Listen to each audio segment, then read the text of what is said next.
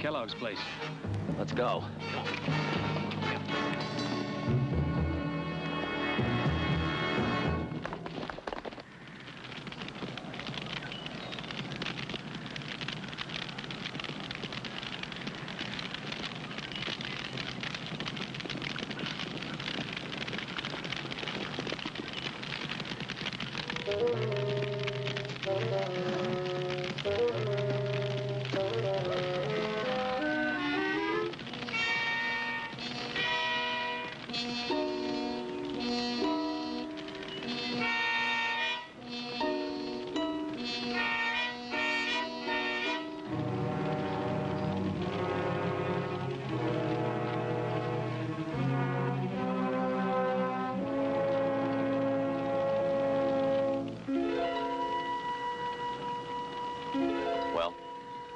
He's dead.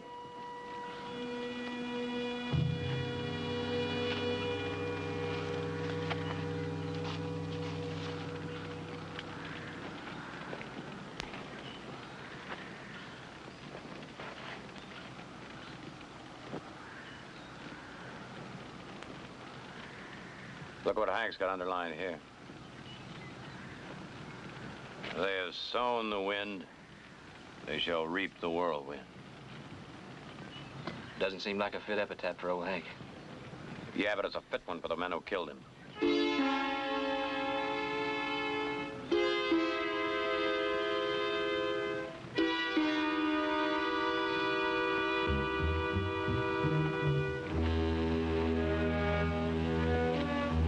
Looks of these tracks, it seems about 8 riders. Same as last time. Looks like they took the horses, too, same as the last time. Well, let's go see the sheriff. Tell him they've hit another ranch.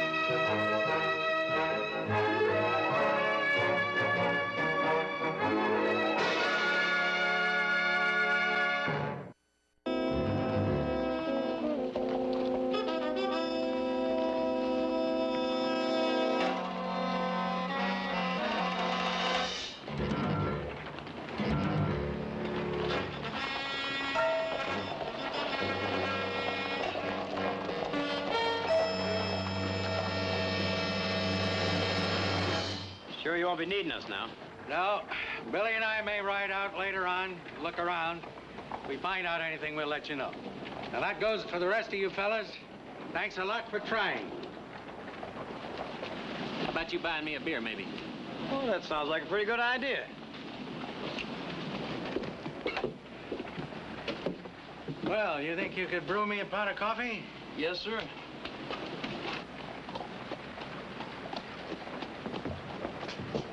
Harry Bodine.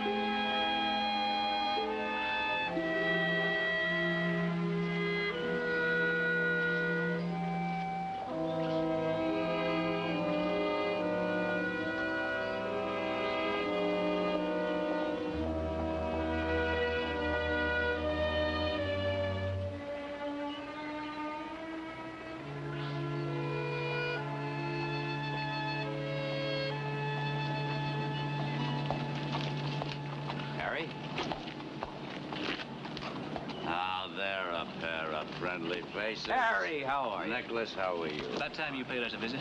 Keith, I'm glad to see you. I didn't think you even missed me. Sure, we missed you. Well, now, you're quite a legend around these parts, Harry. We don't get sheriffs like you anymore.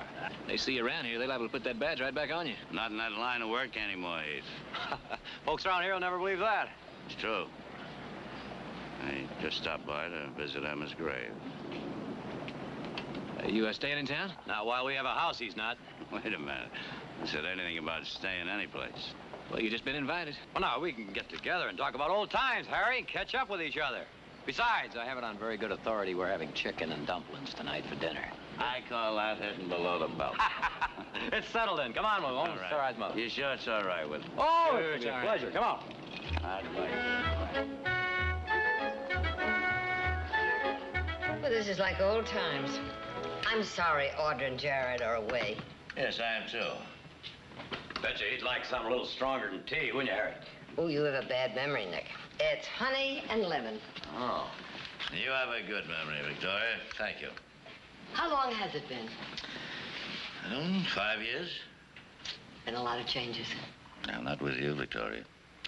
You're just as lovely as ever. Thank you. But what would even be nicer to hear is that you've come back to stay. Oh, I'm afraid not.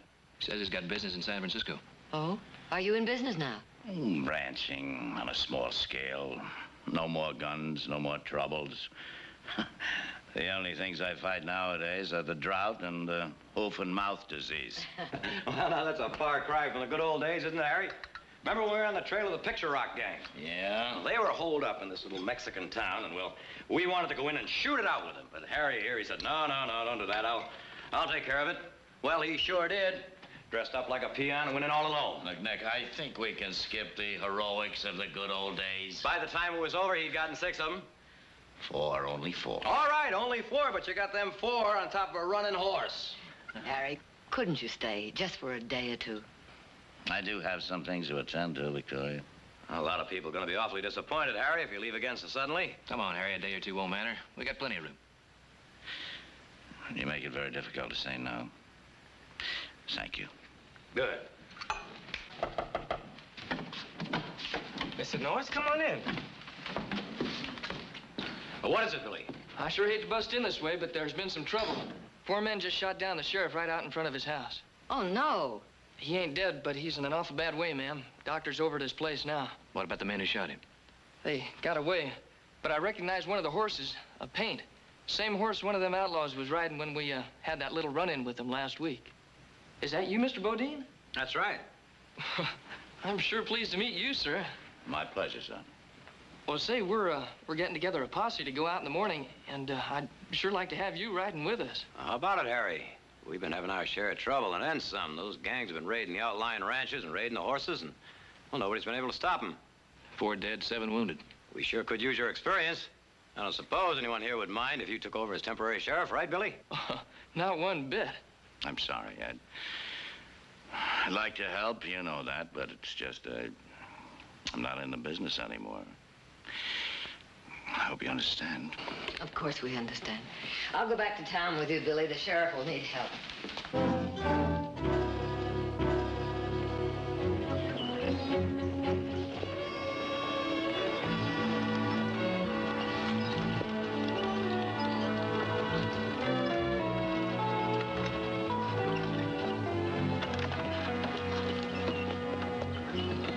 I forgot to say so. You're looking very lovely this morning. Thank you. It's been a long time since I've had the pleasure of driving a lady to town. Well, I appreciate your coming with me. Will you come in? I don't think so, Victoria. In Fred's condition, maybe 1 visitor at a time. I'll just walk around town, maybe bunk into an old crony, tell a few lies. Pick you up about half an hour. All right. Give Fred my best regards. I will. Hey. Fred, Oh, sorry. how do you feel? Not better since you came in. Hey, Billy was here earlier. He said they were riding out this morning. Mm-hmm. You know, he's learning. He's learning pretty good, but he's awful young. Oh, now, Fred, you are not to worry. The doctor said so. All right, all right. Now, He said Harry Bodine came back in town. Yes, he's staying with us just for a day or so. He's moving on? Well, Nick tried to get him to take over for you, but... You agree? He disagreed. Yeah. Well, did he say what he came back for? Oh, yes, to visit his wife's grave. Why? Oh. Well, I never much figured him for a sentimental man, but maybe he's changed.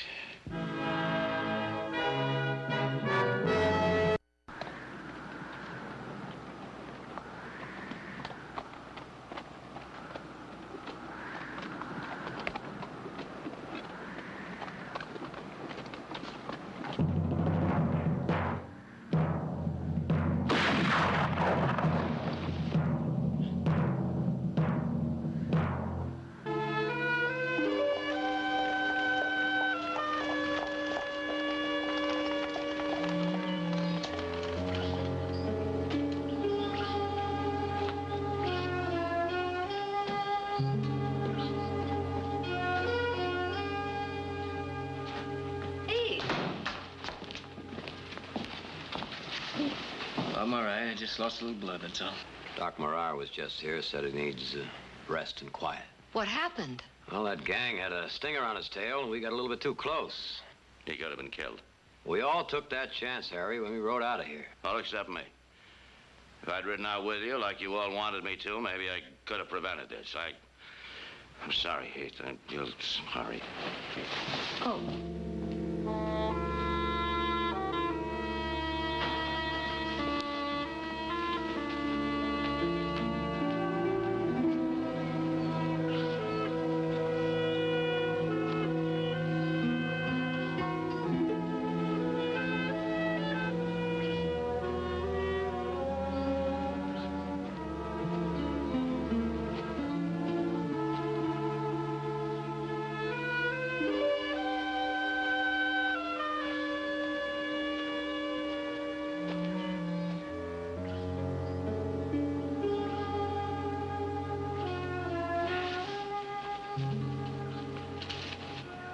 We don't blame you, Harry.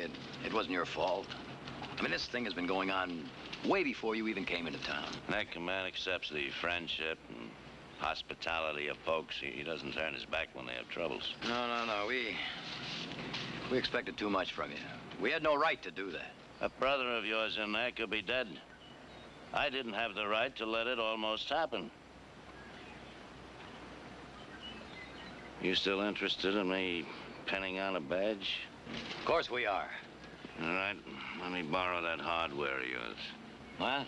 Your gun belt and gun. We have it. Oh, all right. You got any particular affection for that skinny little tree over there? No. All right. Now, you let me borrow a horse?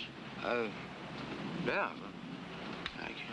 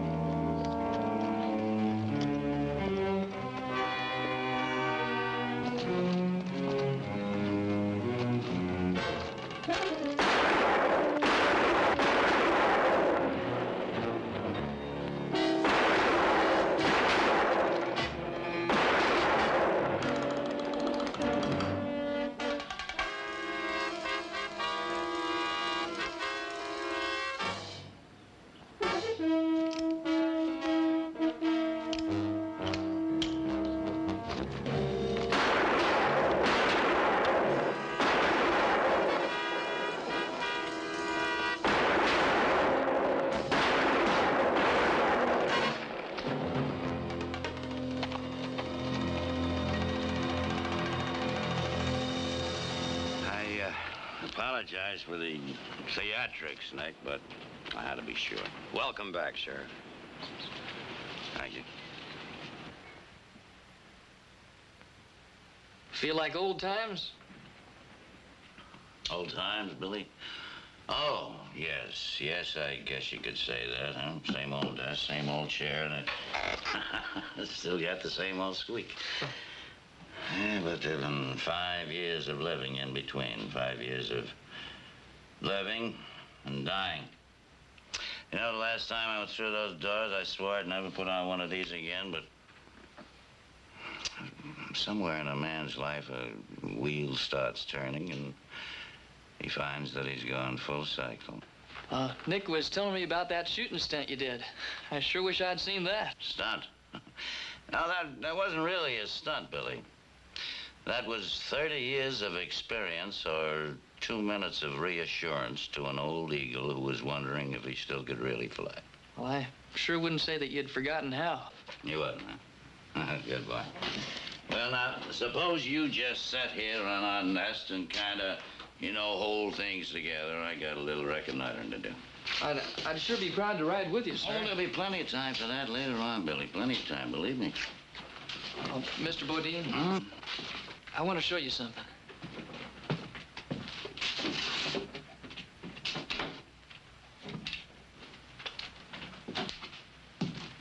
Recognize this?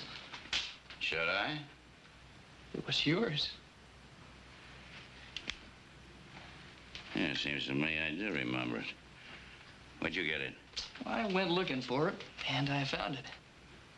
You know, you're gonna have to refresh my memory a little better than that, Billy. Oh, it's Nick. He's always telling me stories about the days when you were sheriff. I guess I wasn't much more than about 12 then. Anyhow, he was telling me about the time the Murrieta gang chased you up Bennett Canyon. Yeah, I remember that. Well, he said that by the time the posse got there, all you had left was 1 revolver and 3 bullets. You had lost your rifle, your horse, and a considerable amount of blood. That Nick. He's a great one for remembering, isn't he? Well, so am I. I finally rode on up there and looked for 2 days before I found that rifle. I think that was the day I decided to become a sheriff. Well, you certainly did a jim-dandy job of cleaning it up, didn't you? Yep, I sure did. It works pretty good, too. I made sure of that. Well, I figured maybe this morning you'd want it back. Do you, Miss Bodine? Billy, you can bet your bottom dollar I wouldn't walk out of that door without this rifle. All right, now you sit here and mind the store till I get back, all right? Yes, sir. Billy. Thank you.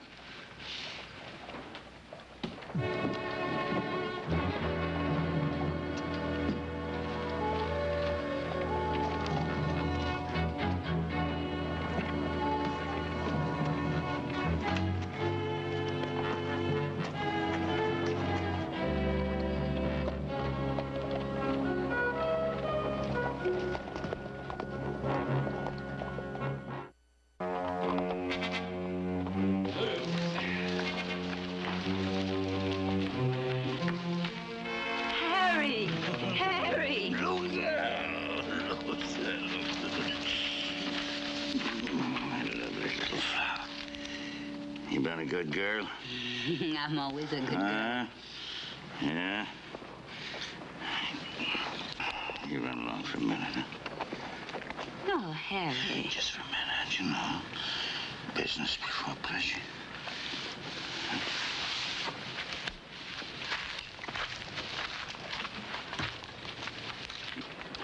Mates, meet the law.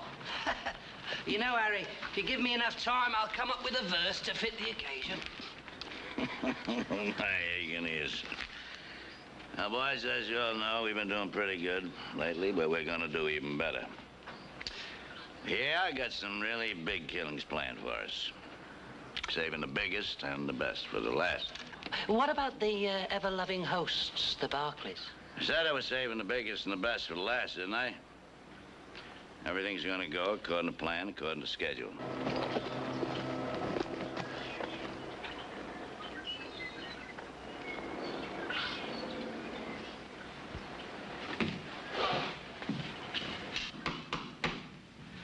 Come in. Hey. Hello, Harry. Sit down. Pour yourself a drink. Oh, thanks. Not while I'm working. Glad to see you looking better. Well, thank you. You'll be back again in the saddle in no time. It won't be too soon. Old Nick's put all the paperwork on me. Huh? I can do all my ranching business on the back of an old envelope. Yeah, looks like you're doing even better than ever, huh? Oh, we can't complain. I'd have to live another lifetime to get up into your class.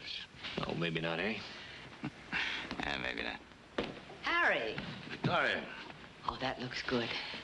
Huh? Oh, well, yes, I must admit it doesn't hang as heavy as I thought it would.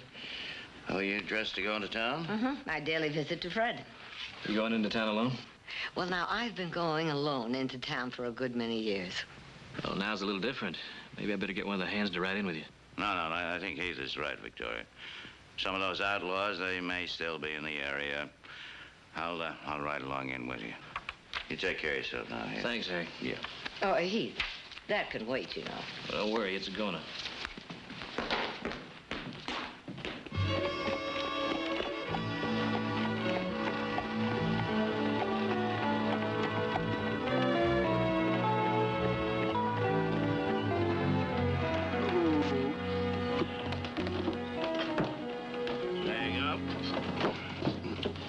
Pick you up about a half hour or so, all right?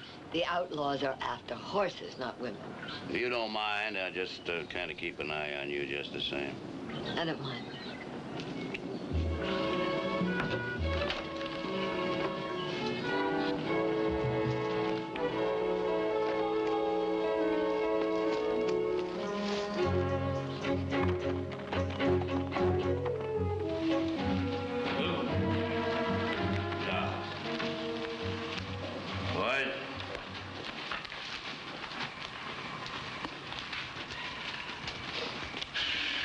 Chester? Any trouble, Harry? No trouble at all.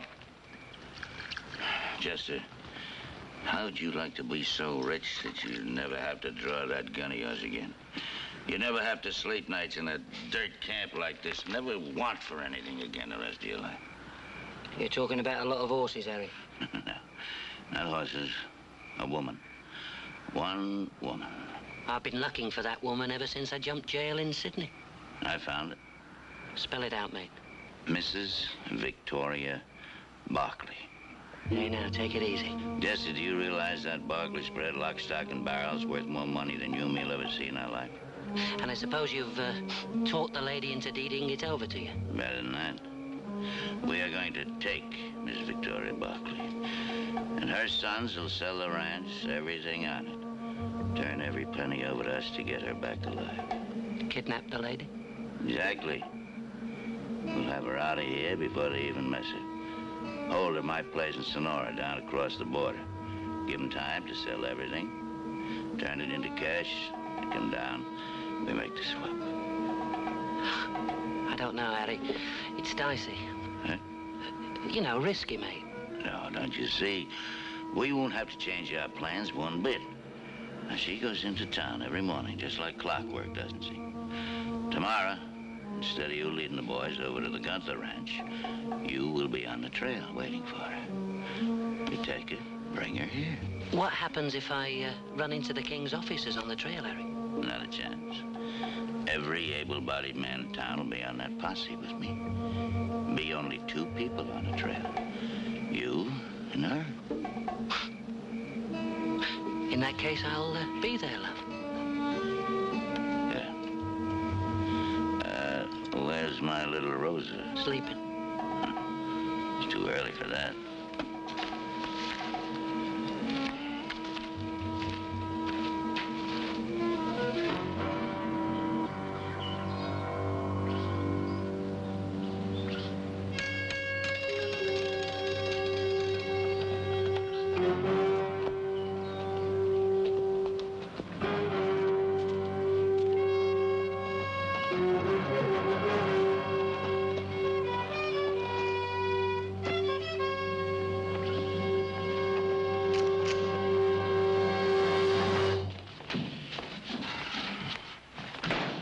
Sit down, make yourself comfortable, Harry. I'll get Silas to make you some tea. All right. Looking for this?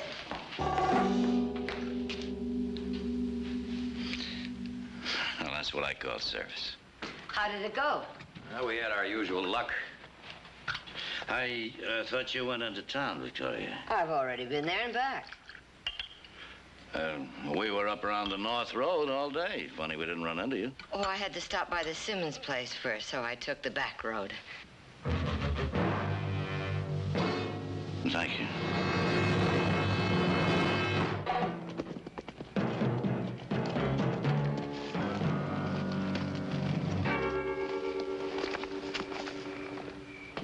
Harry.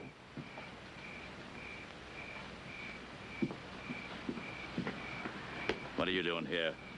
She didn't turn up. I know that. She drove home the back way, that's all. We'll do it tomorrow. Same plan. Mr. Bodine? Billy! Having any trouble, sir? No trouble at all. Just having a friendly little argument with an old pal of mine is all. Yes, sir. You, get out of here. Get out of here fast before somebody else gets a look at that pussy of yours. And how can I be sure she'll be there tomorrow? I guarantee it. Because I'll be escorting her personally. All right, Harry.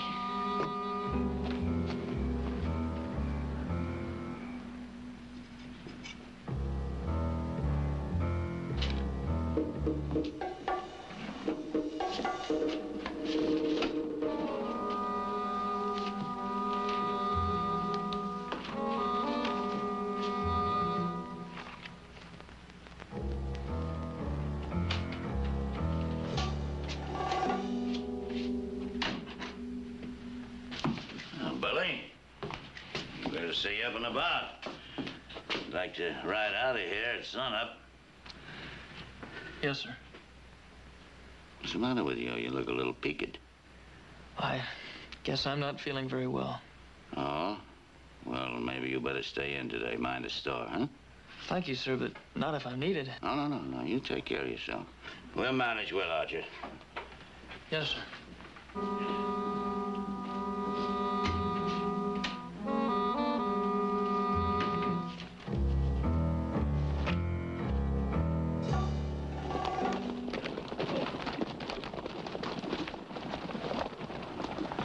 Split up, fan out.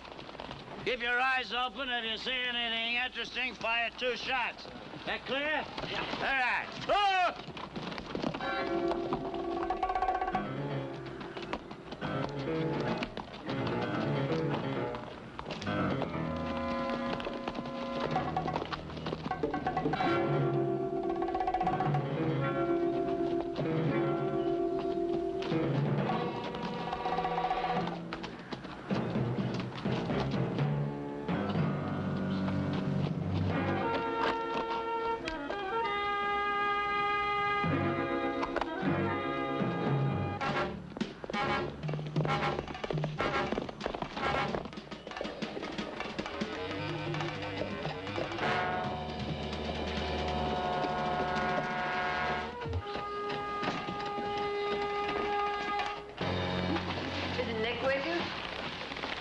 Victoria, but he went on into town. And I got to thinking of you driving in by yourself, so I thought I'd come by. You're getting as bad as my boys. Of course, if you're getting tired of my company. Oh, never. Never, Harry.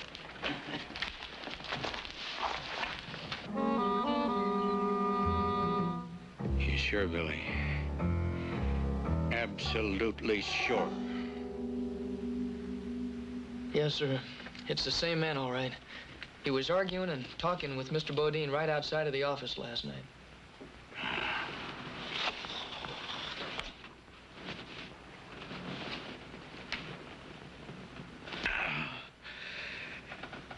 Billy, get Harry Bodine. Don't tip anything. Just tell him to come here. Tell him I want to talk to him. Well, I don't know where to look. I'll try the Barclay Ranch. Yes, sir.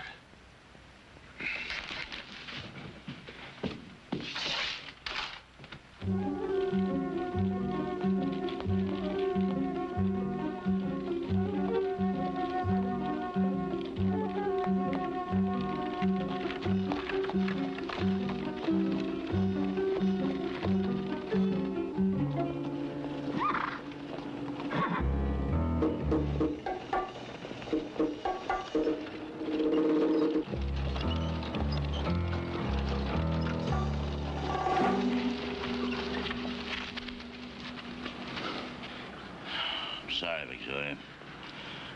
Get down. What is this? Afraid you're gonna be away from your family for a little while. I really am sorry about doing it this way. Well, I guess I'm not really shocked after all. The sheriff said you weren't a sentimental man. Meaning what? Fred said that when your wife was dying, you used to visit a woman in town regularly, but I didn't believe him. Get down.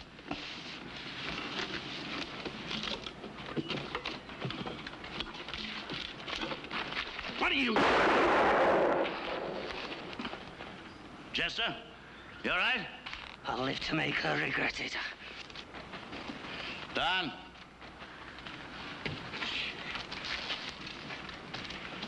Get her up on that horse.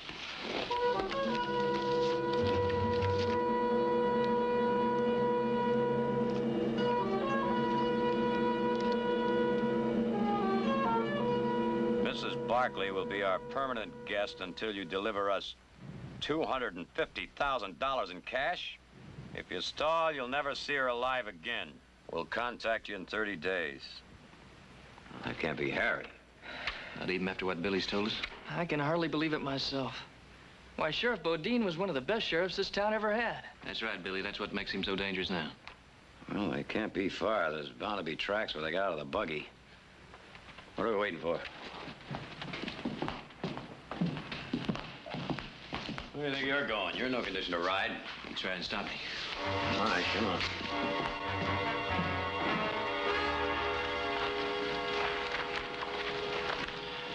Just douse the fire and tell the boys get ready to move out.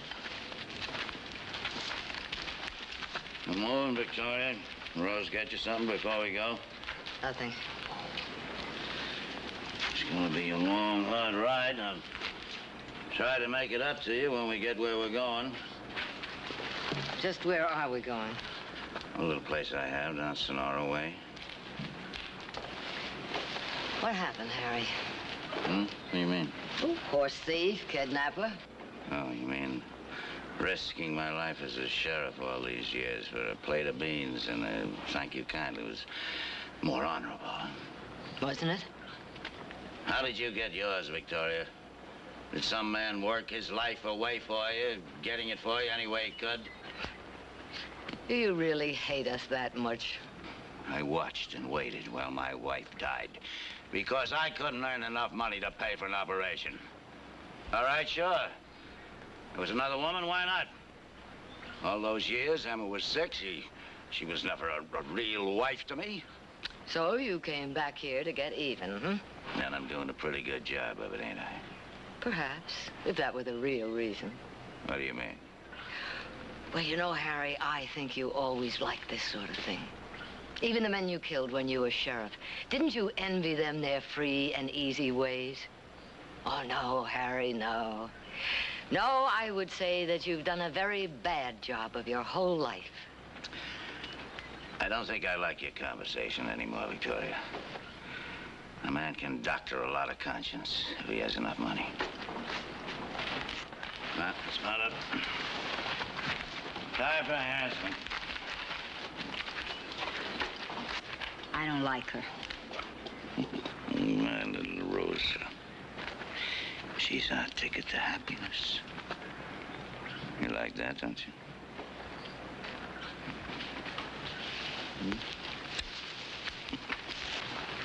All right.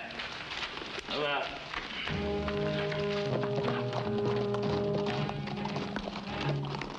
Seems to me they're leaving a pretty good trail. Maybe a little too good. Yeah. Come on.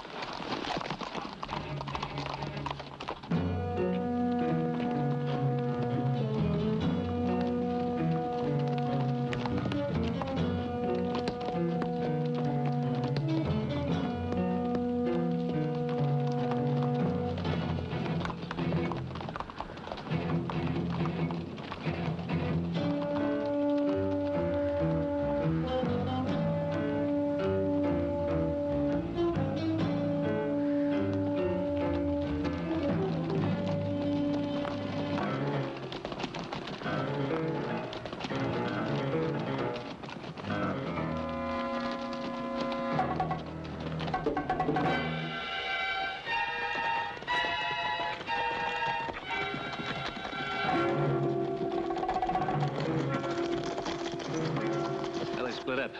At least that makes less to handle when we catch him. Yeah, but which ones do we follow? Wait a minute.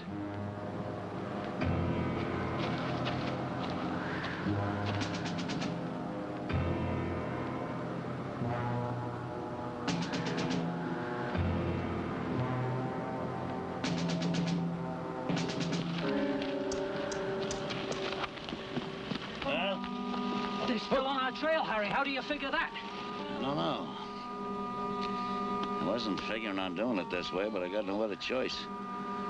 There's a mining ghost town back up there in the hills. Let's go. Right out. Come on, boys.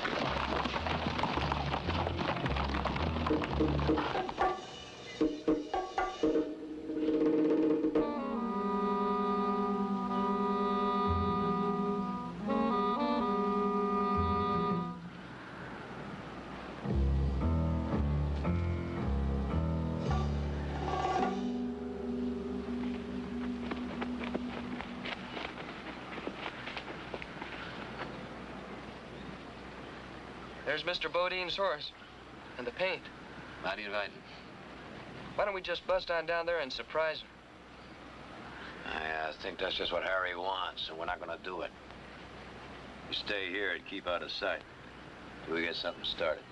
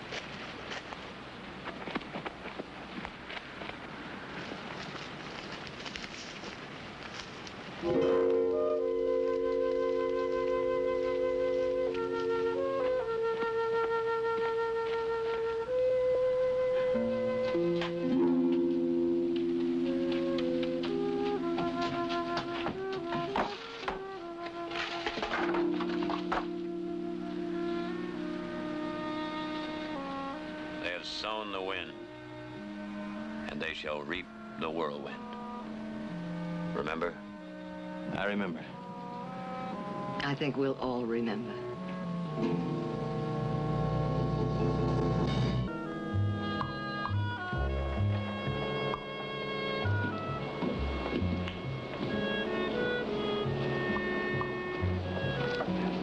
Well, looky here.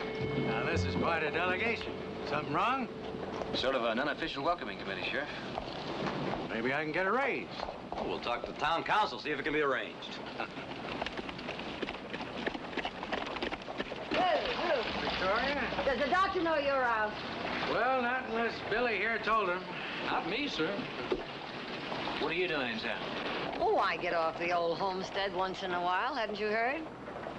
Take care, you hear? Yo! Boys, there is some woman.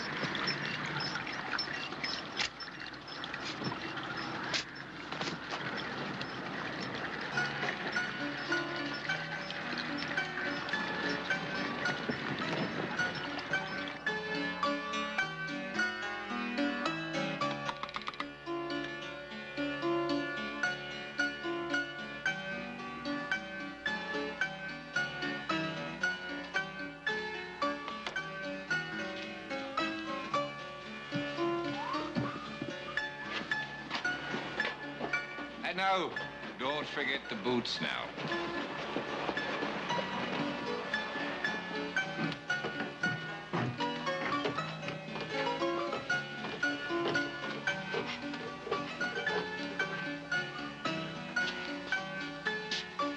Ah, yes.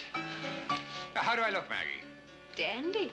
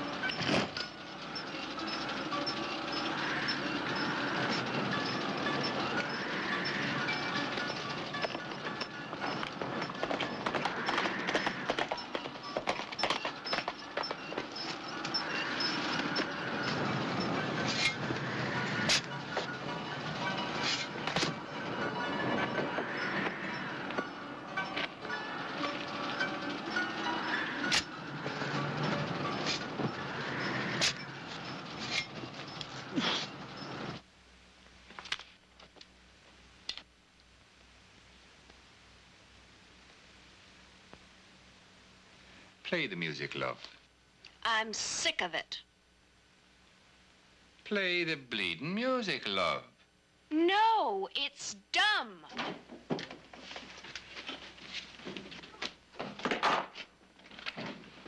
Don't make it.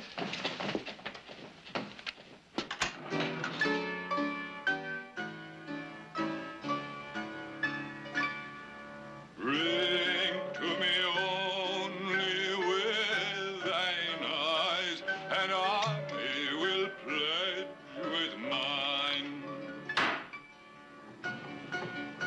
The immortal bleeding song of Ben Jonson. And you say it's dumb.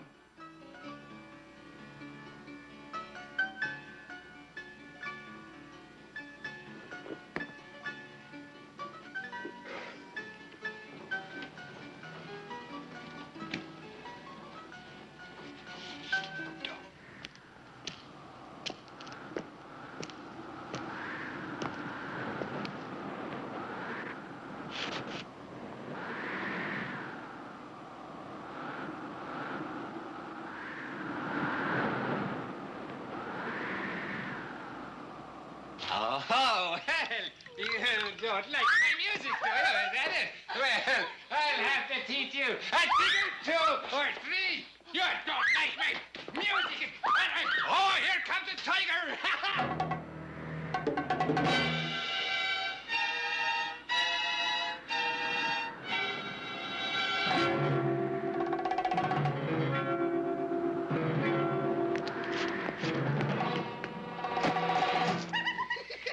I'll teach you. You're looking to find things in life. No, stop. Is there a customer coming?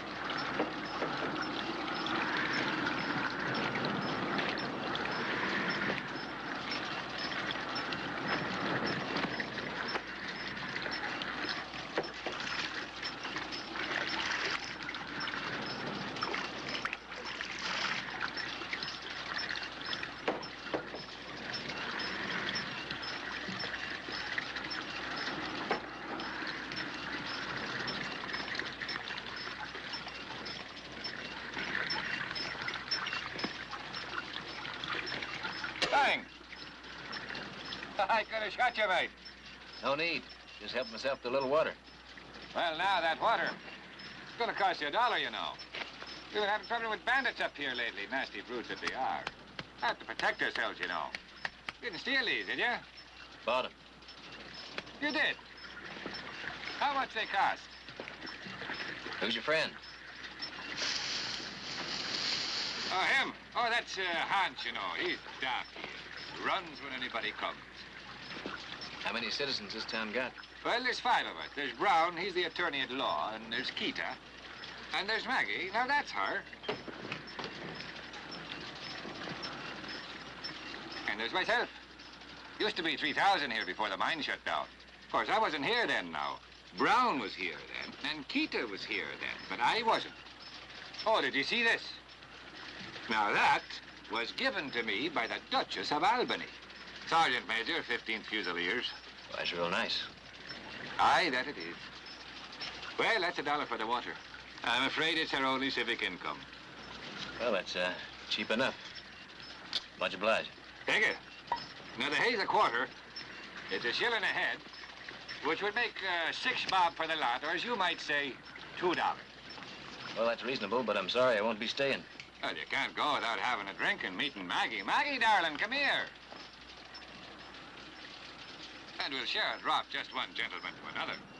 Maggie Delaney, the prettiest lady in all of Nevada.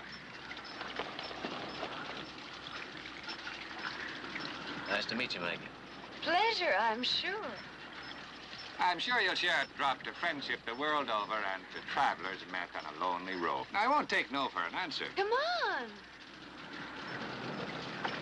Well, maybe one drink might not be that bad. Well, fine. Step inside. But better take care of my horses. Well, your horses won't fly away. Good times and friendship do, but horses never do. Tita! Tita! She's a marvelous girl. She rode with Benita Juarez, you know. Tita! When you get the gentleman's horses stable, come on inside and join us for a drink, darling. Do you like Irish whiskey? Oh, you bet. Well, I got a bottle. And, man, wait till I show you my player piano. Hardly wait. Oh, we're just starved around here. Can you face it?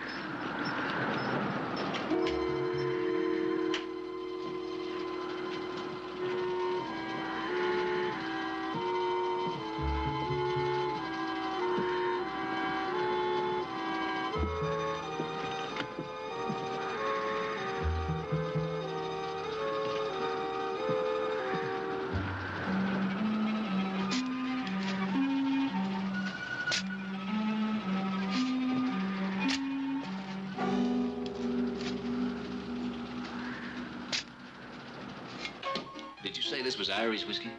Brewed from an Irishman's brass button, sour mash rye, and drifted through the finest hickory charcoal.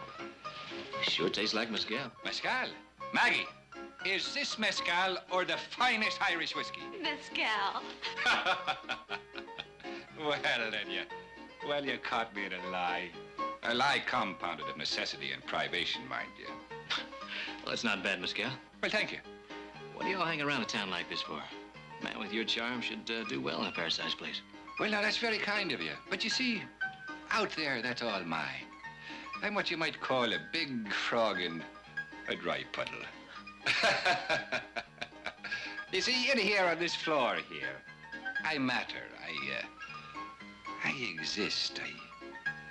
I rule. Hey. All right, now, take it easy. You don't want to spill your guts out on that floor, do you? Anything you say. I got $40 in my right front pocket. Maggie, darling, would you check out the gentleman's offer? And you can lower that cannon because I'm not about to get reckless over $40. Oh, is that right? Well, just what would it take to get you reckless? Well, quite a bit. Oh, really? Well, I thought you might say that. Have you met Mr. Brown here? That man with the big rifle. Elias Brown. He's an attorney at law, you know. $43. $43? Well, that's a good lump there. Now, at the end of that leather tongue you've got there, you wouldn't happen to have a watch, would you? Do you mind if I take a look at it? Oh, not at all. It cost me $18, but it's not worth getting shot for. No, I guess not. But then tell me, what is? Well, at this minute, I can't think of a thing. Well, you see this here? The scar I've got right here. You see that? It goes all the way down there. It was given to me by a bloody Gurkha. I didn't have to take his watch from him for that. Oh, really? I called him a pig. I told him to eat one. He took it as a religious insult. Oh, we've got no problem here. I got nothing against pigs. Well, we don't have no pigs here, you know. Oh.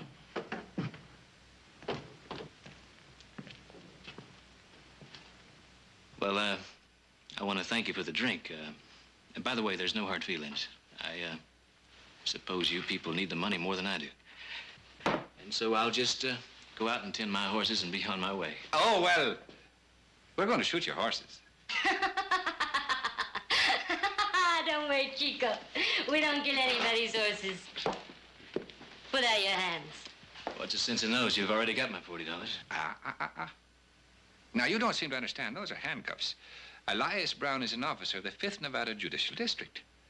You're under arrest. Arrest for what? Prepare the prisoner for trial.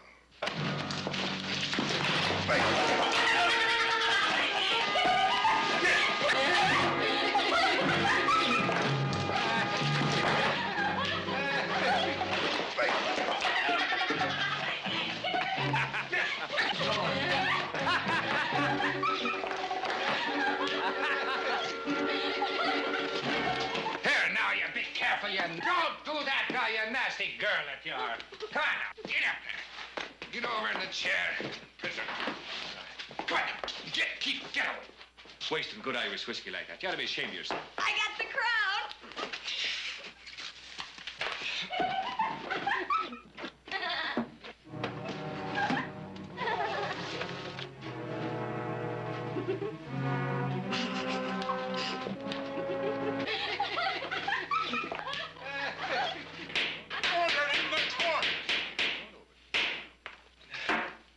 Judiciary term, 5th District Court, Territory of Nevada is now in session. The Honorable Judge Elias Brown presiding. All rise. All right, get up. Members of the court, witnesses, prisoner at the bar. All rules and procedures of the 5th District Court will be adhered to. Be seated.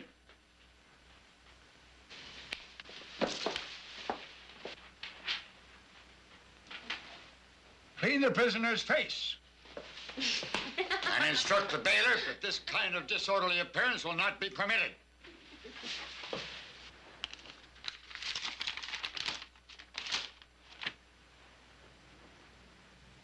Are there any charges against the prisoner? Yes, Your Honor. What are the charges? Forcible rape, Your Honor. And who's stealing, Your Honor? I see. And, Your Honor, this here money was found in the person of the prisoner. Now, he took a man, he hit him over the head and robbed him, and left him for dead by the roadside. Are there any further charges? Yes, Your Honor. Murder. Murder!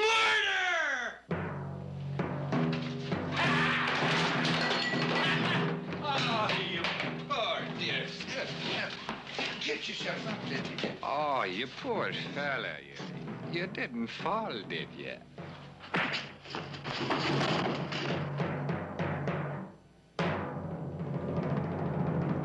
Now, ladies and gentlemen, what we have here is a brutal, savage misrepresentation of fact. Guilt by degree of the basest instinct of man. Now, this form of vermin here that has in itself the divine spark of God's rule and human decency and love of country and the highest calling of man, murder! Order in the court.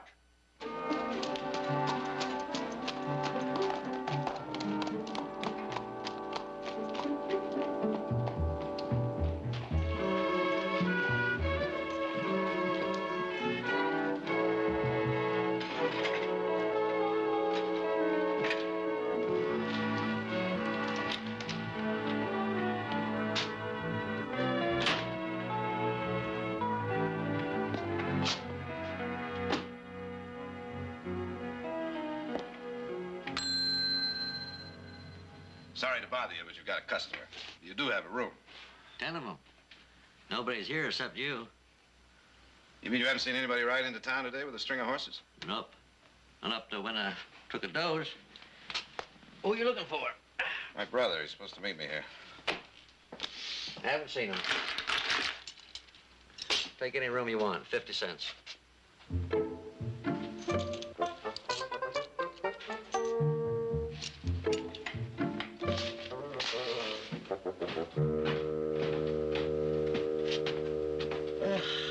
Heath Barkley. Is this your bill of sale? Yes. Nevada Merchants and Farmers Bank, bill of credit to Barkley Ranch. Is that your ranch? My family's. How many acres is it? 30,000. How much is it worth, all of it? Enough. There you are, Your Honor! A flagrant example of trying to bribe the court. I recommend that the defendant be fined $2,000 or hung. Order in the court. Remand the prisoner to the care of the bailiff while the court studies the disposition of the fiduciary motion. The fiduciary what? Order in the court! Order in the court! Let's hang him. Bailiff will remove the prisoner. 5th District Court, Territorial Nevada, is now in recess. All rise. All right, get up, get up, get up.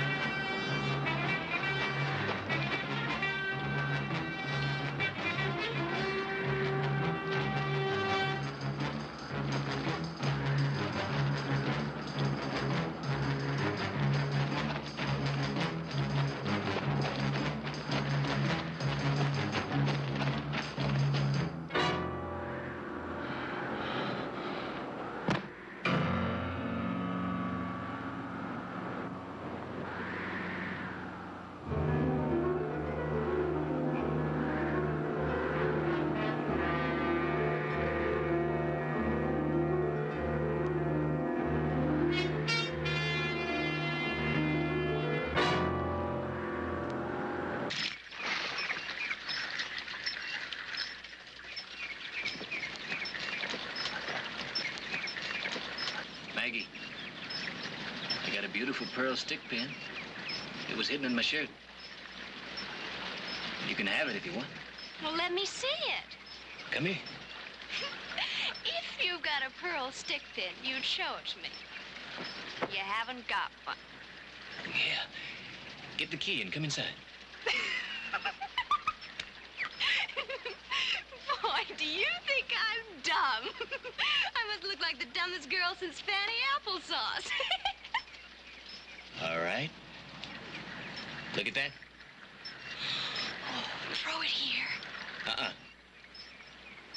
Get the key. Come inside. What do you want me to come inside for? Well, I haven't had a woman to talk to in more than a month.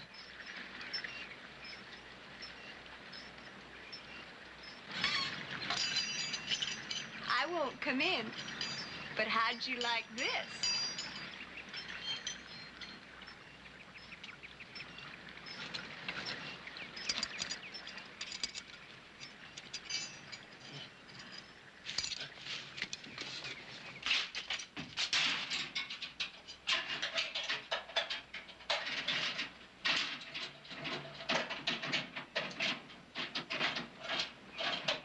That's it, Ducky. Use that key. Use the key.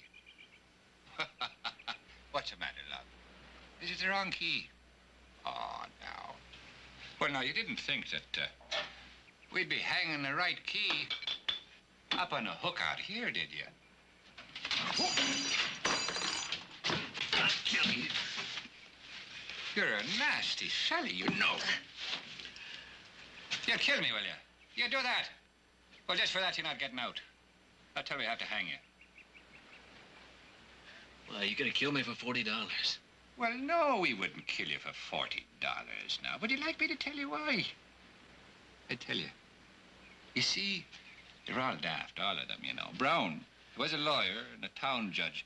He made $250,000 in a mine before they had to close down. He took all that money and put it back in to keep them going, poor fella, you know. And Hans, well, Hans, he worked for him, you know. He was the bailiff and the hangman. And Kitty, I told you about, she rode with Benito Juarez, but she had one battle too many. And Maggie, poor darling, she entertained the miners one after the other, and finally one day they found her running up and down the alley outside making noises like a bird. But you see, I'm really the only one who's not balmy. I'm a sergeant major, 15th Fusiliers, Her Majesty's Army. I trod the boards once, too, you know. But at present, I'm wanted for a small thing called desertion and murder.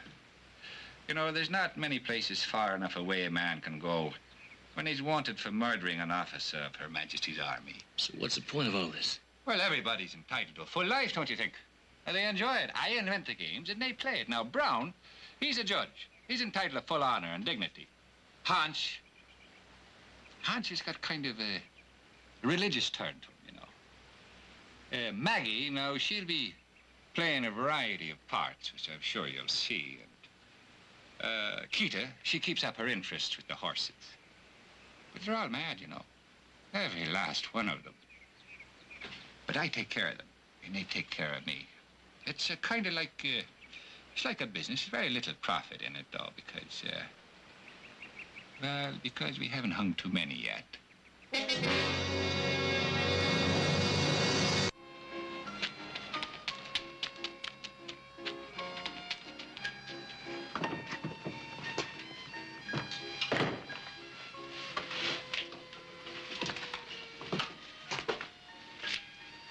Senor,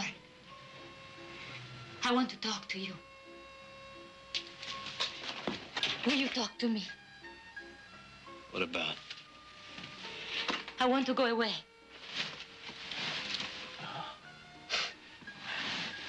Look, lady, your girlfriend's already played the key game. What's yours? Oh, no, senor. I want to go away from here. I will help you. Oh. Well, go find the key and unlock the door. I can't. Conway has it. Well, what other game can we play? I'm not playing a game. I have to get away from here. I'm going to have a child. Please, senor. I have no place to go. Nobody.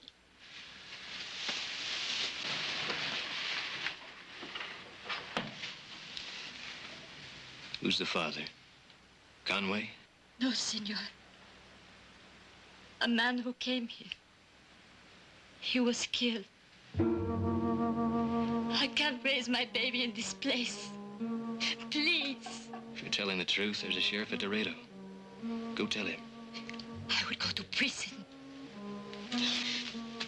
I know you don't believe me, but you have a family. You could help me. Can you get me a gun? I can't. Conway would kill me. All right. I have a brother meeting me at Dorado. His name's Jared Barkley. He's there now. Go tell him. He won't hurt you.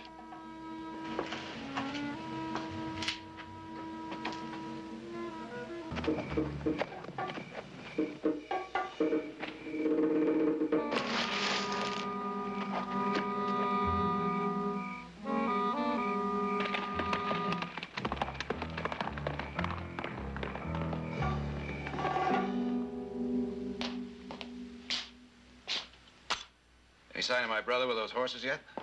Not yet. Let's see. Well, do you happen to know where a man can get a good cigar around here? Come on, I'll show you. I need a little fresh air.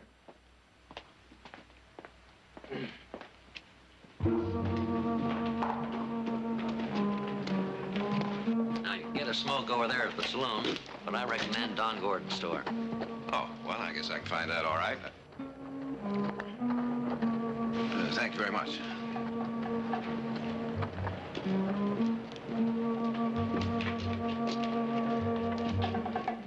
Senor, I am looking for a man. Senor, there is a man I have to find. Huh. This looks like Sam DeCoven's pinto. That's his brand. Lady, you and me are going down and talk to, Will.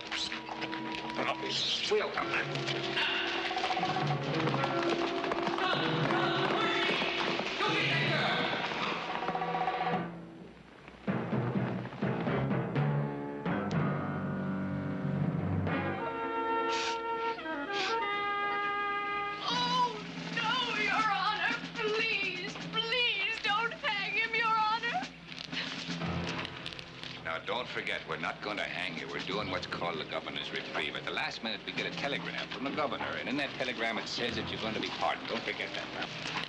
Blessed are the tents of the Lord, the flocks of the field, peace of the valley, waters beneath the sky. Amen. No. I'll do anything to save him, anything. Anything? Yes, I'll submit to anything. He's the father of my children. What about your marriage vows?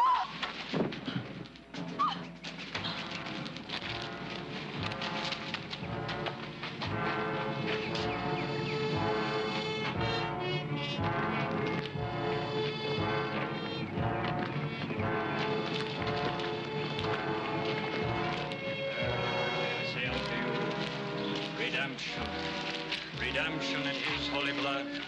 Amen. Will the prisoner mount the scaffold? Prisoner will please mount the scaffold. Governor's reprieve. Get up there now. That's it. There he is, Your Honor. The prisoner's on the scaffold, just waiting to get his neck stretched. Is the hangman present? Here, Your Honor. A $5 fee for your hangman, and make the knot tight. Thank you, Your Honor. Let justice be served. You're quite right. It's time. Hangman, carry out the sentence. What about the reprieve? What? Just a minute now. Just a minute. It says here that there'll be no pardon from the governor. You said it was a game!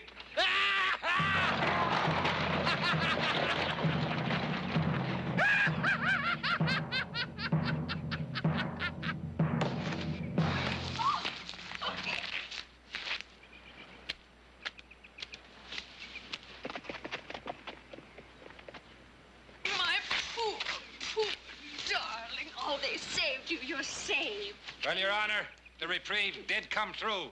It was just a bad case of misreading on my part. The man's not to be hung at all. His case will be taken under advisement by the Judicial Court of Appeals. Hangman, assist the bailiff in returning the prisoner to court. Yes, Your Honor. Yeah, I'll give a hand here myself. Ah, you're a lucky man, mate, there. Governor's pardon coming through like that, you could have been hung, you know. You know, I almost got hung myself once. The commanding general sent down my release at the last possible moment. Don't you ever let a thing like that happen to you. There you are, you dear fella. There you are. Almost as good as new. Come on, honey. You just come along with Maggie. You're all right now.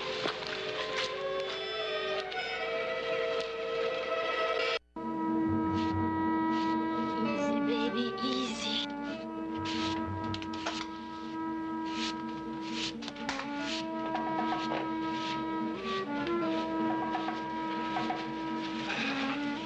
Hey. Hey, Keita. Where you been now?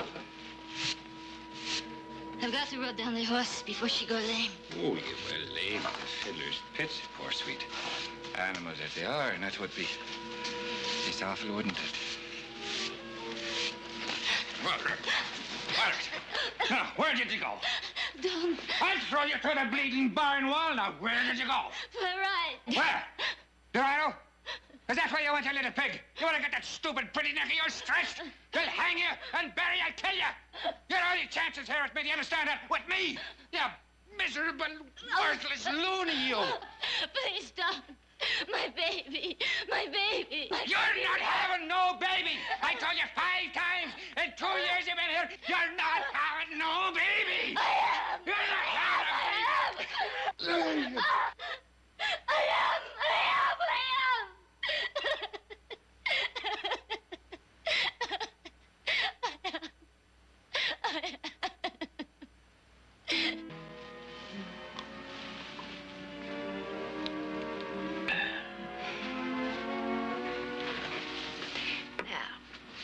Just lie back there. You're gonna feel a whole lot better after you get some rest. Oh, that nasty rope. We'll have to get something to put on it. It'll help a lot.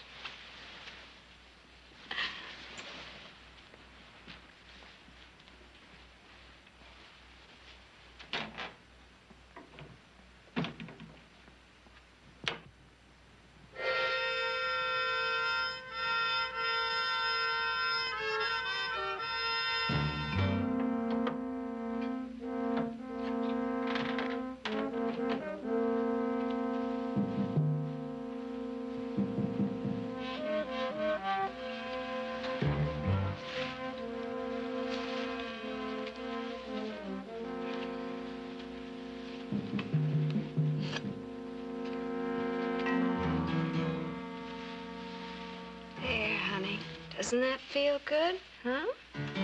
You like that? Does that make it feel better, baby? Huh? You like that? Hmm? You like that?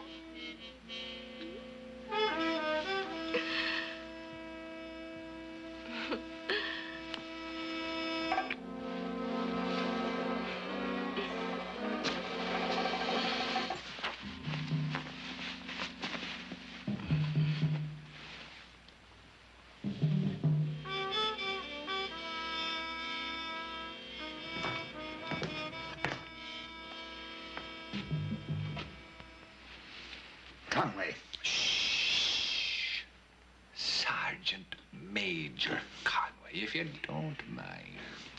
The Judicial Appeal Court could render a decision. We'll finish him in the morning.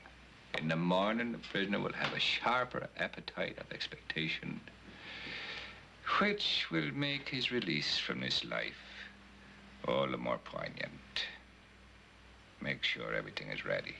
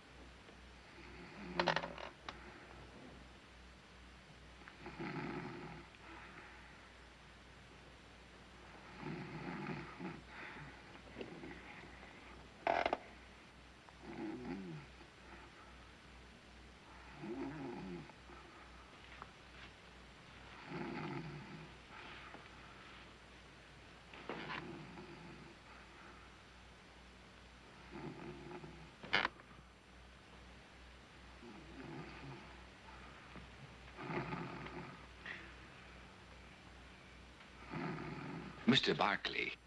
Now, what is it? Are you going to feed the horse?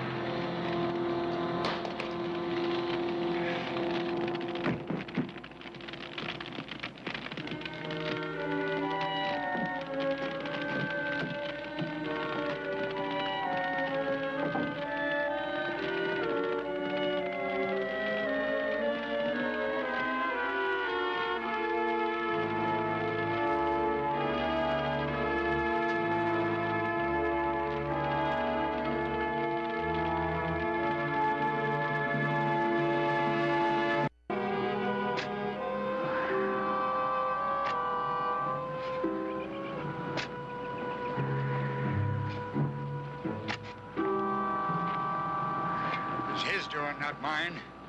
I didn't want to... I'll finish up, Your Honor. We got a long ride ahead of us.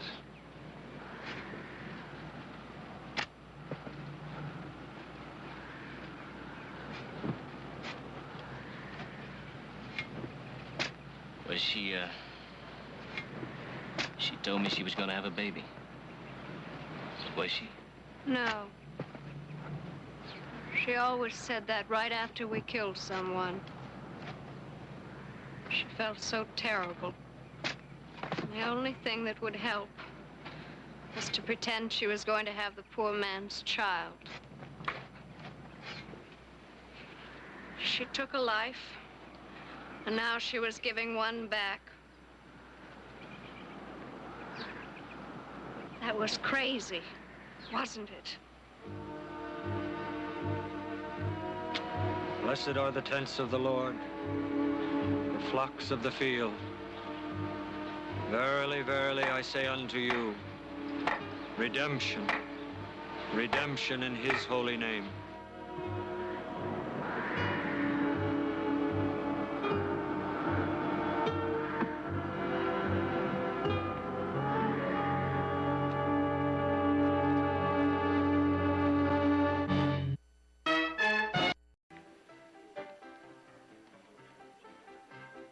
It's up to you, Hewitt. May I? I owe you $50. 25 to see you, 25 to raise.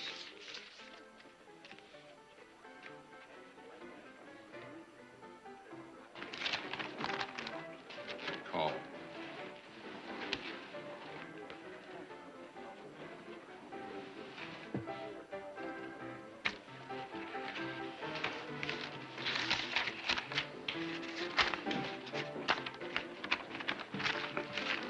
My deal, I believe.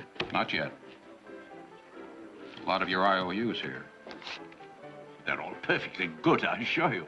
That's just fine, Hewitt. In that case, you won't mind paying off before you play any more poker. I hope to win them all back. Save a lot of tiresome trips to the bank, you know. You've been hoping to win for the past 2 days, but your luck just ain't been up to your expectations. House limit on losers is $500. These vouchers here total up to $650 you owe. Now, you just pay up, and you can play all you like after that. It's most embarrassing, Jessup. I don't carry that amount of money around with me. In that case, you're in real trouble, Hewitt. I was about to say that I need some time to telegraph my bank for a letter of credit. Just a day or so. You've got 3 hours. But really, Jessup, I can't arrange for the money so soon.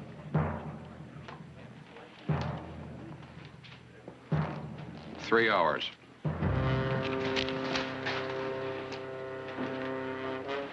I'll try.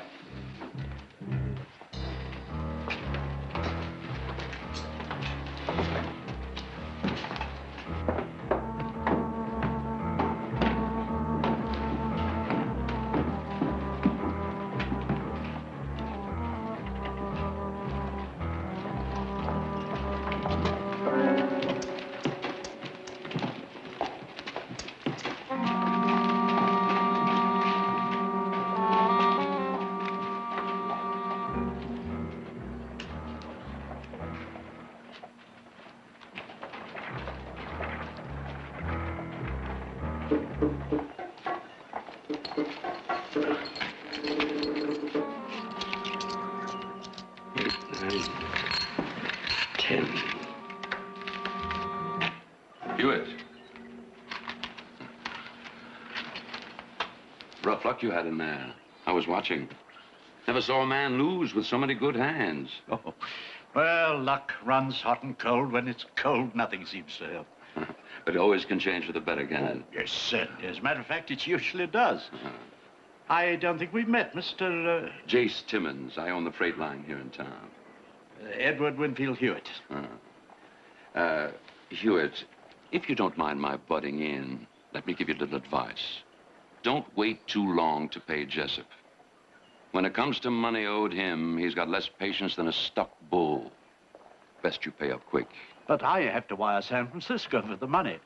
I don't know. That kind of thing is liable to take time. Maybe more than 3 hours. I can't understand why he's in such a hurry. Might be he doesn't think there is any money in San Francisco. You do have the money, don't you? You don't suppose I'd dream of sitting down to a game of cards unless I had adequate funds. What do you think I am? I didn't mean anything by it. But to keep your playing cash in San Francisco. Well, as long as you can pay off, it's all right, I guess. If there should be some little difficulty in obtaining the money.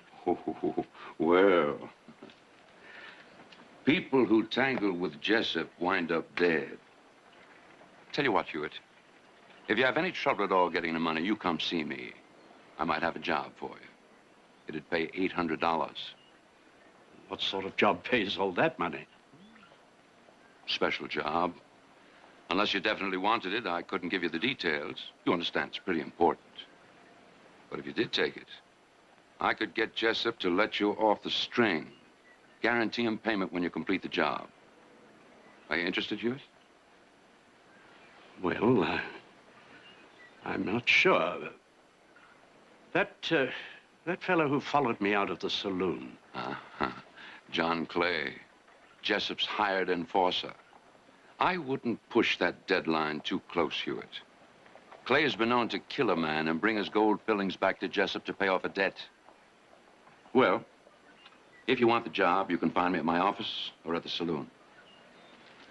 Thanks.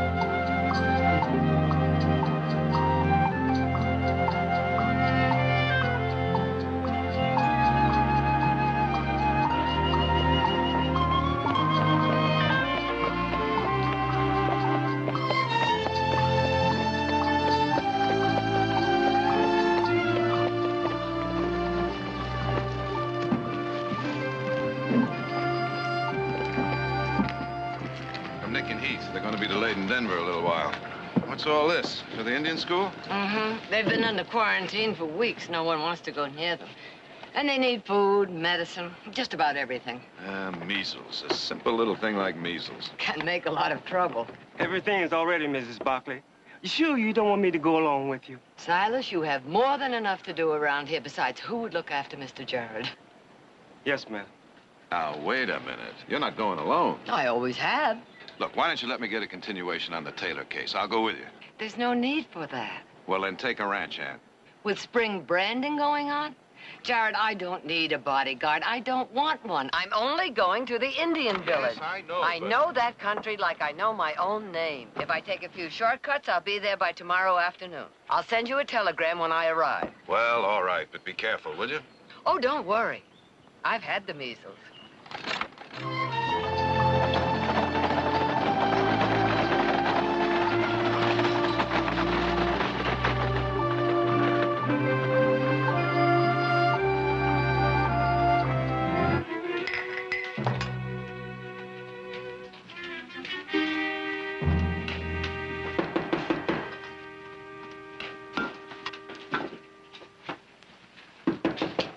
Who is it?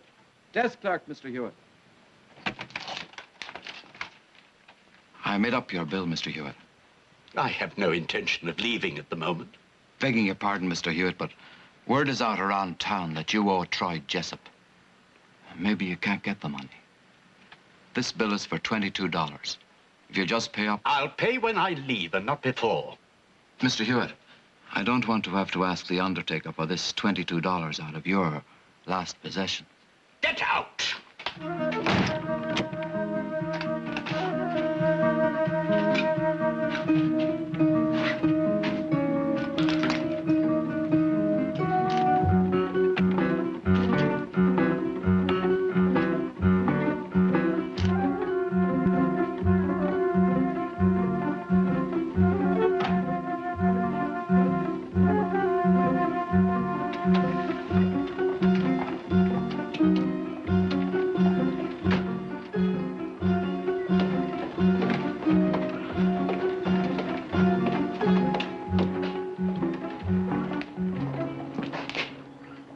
getting on late. I was on my way to the bank to see if the money had arrived. I didn't see you send a wire. It's conceivable you don't see everything. Maybe. You taking that money out in pennies? That is none of your business. But not yet. You got about an hour. Then I'll see you.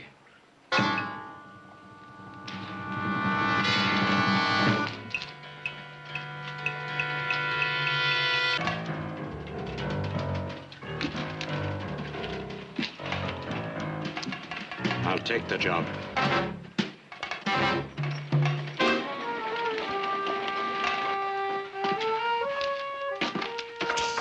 Well, there it is. All you have to do is to get it up to the Miwok village by nightfall Wednesday. But if it's so simple, why is it a special job? You're a freighter, one of your own drivers could do it. That's right. If it wasn't illegal to sell liquor to the Indians, my freight line is a legal business. Seems a great deal of risk for a very little profit. Not if they let us come in and mine their lands. There are traces of silver up there. It's worth the risk for that kind of payment. Why do you ask me to drive for you? Because the only man who would take this kind of job is somebody who needs it. And you need it. Over $600 worth. That's true enough. Those poor Indians, they have so little to begin with. To turn this over to them for a few hours of alcoholic joy, to say nothing of a bad headache. Now look, you're in this now, Hewitt. I put Jessup off for 4 days. That'll give you time to get up there and make delivery and come back here. If you don't do it, you're dead. Now, what do you want it to be? Terribly generous of you to offer me an alternative when you know there isn't one. As I said earlier, I'll do the job. Have you ever driven a 4-up before? No, but I can handle it. All right. You leave in the morning. About the money.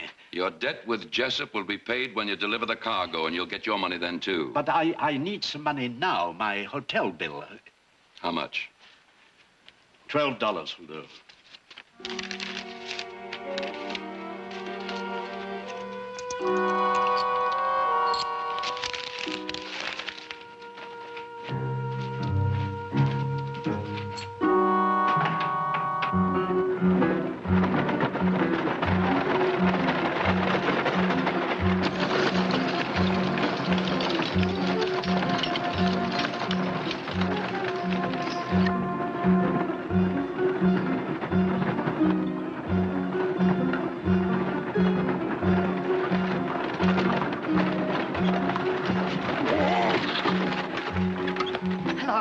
I wonder if you would help me. I'm on my way to Stantonville and my wagon broke an axle. Are you going that far? Well, I'm going in that direction, yes. Well, I'm Victoria Barkley. Now, if I could just get there, I could hire another rig and send someone back for mine. So you're Mrs. Barkley, of the Stockton Barkley? Yes, I am. Ah, well, I am going to Stantonville, and I'd be happy to have your company. Oh, thank you. I wonder if you'd be kind enough to help me with all my boxes. Oh, by all means. New team, they just don't seem to want to stand still. Well, sometimes it takes a while for them to know what you want of them. Yes, I suppose so.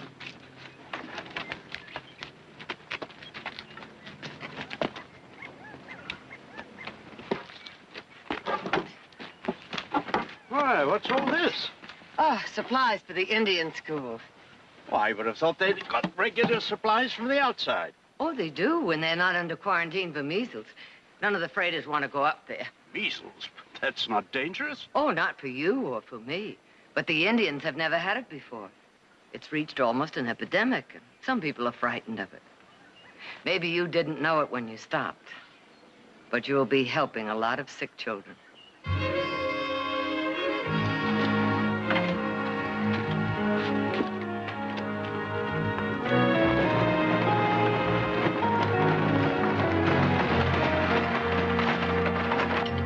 I met your charge d'affaires some years ago at court. Gracious gentleman and connoisseur. He agreed with me that walking down the Mall on a Sunday afternoon was one of life's greatest pleasures. My daughter felt the same way about it. She spent a lot of time in London when she went to Europe. Ah, that'd be young Audra, wouldn't it? Yes, how did you know? Mrs. Barclay, I must confess to being a great admirer of your family. Your husband and yourself have built a position here out of nothing. It's something I want to do, have to do. I suppose I should have made my mark in this country years ago. But as the third son, I inherited no estate or title. But there was a considerable sum of money which I decided to invest in a cattle ranch in Wyoming. What happened? My present state is the result of that investment. I rather unwisely allowed agents to handle the arrangements whilst I lived the life of a gentleman rancher in London. After a while, I began to realize that the reports I was receiving were not only evasive and unsatisfactory, but also rather few. So I decided to take the last of my inheritance and come to Wyoming to see the ranch. And they had never heard of you. Quite correct.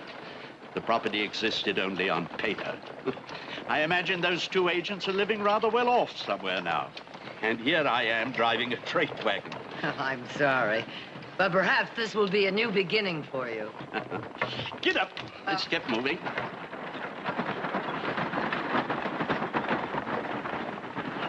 Mr. Hewitt, when was the last time you rested the horses? They seem rather tired.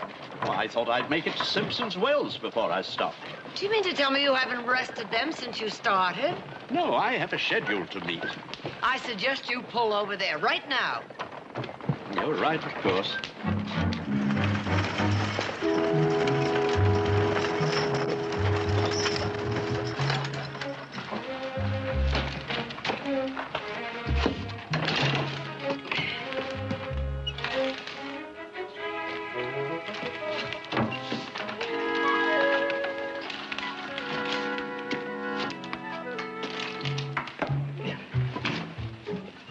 I have some sandwiches here. Would you care to join me? Oh, I'd be delighted.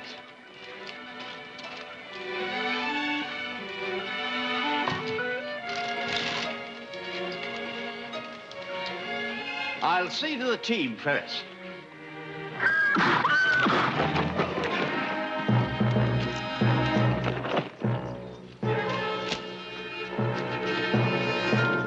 Mr. Hewitt. Mr. Hewitt.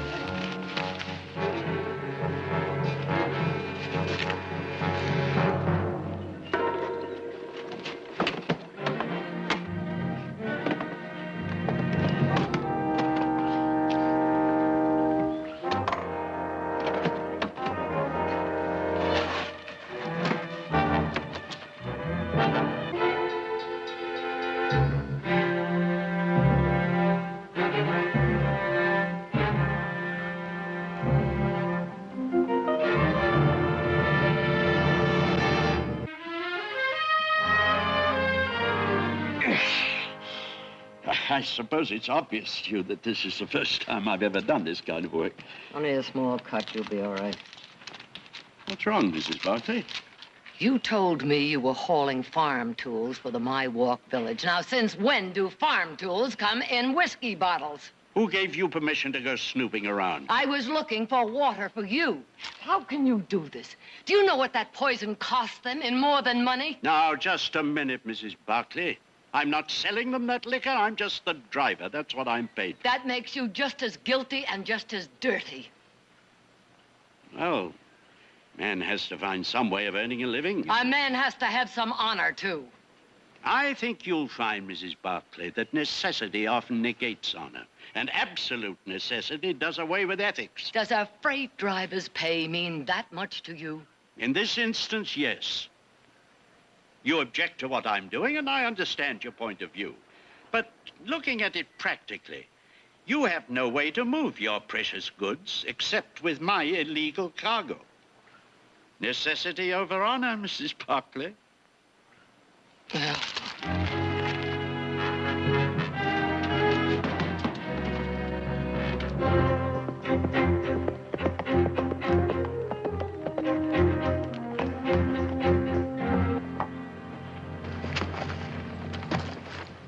Mr. Heath, it's good to see you back. Good to be back, Silas. Where's Mr. Nick? Didn't he come along with you? Oh, he had some business to take care of. Well, he sure is going to miss a good dinner tonight. Well, I'd say that serves him about right, huh? Here, I'll tend your horse for you. All right, Silas, thank you.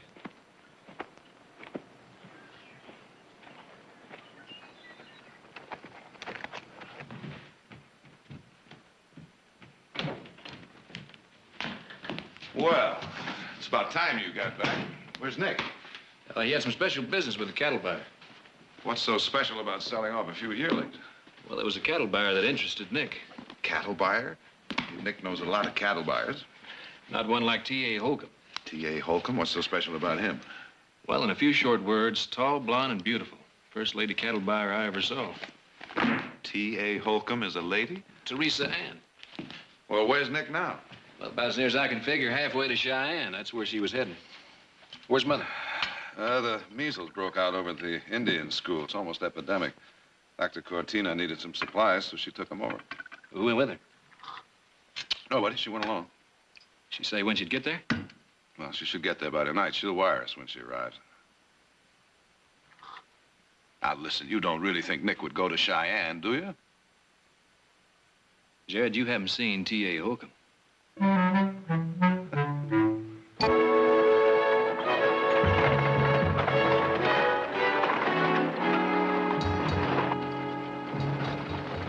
What are you going to do?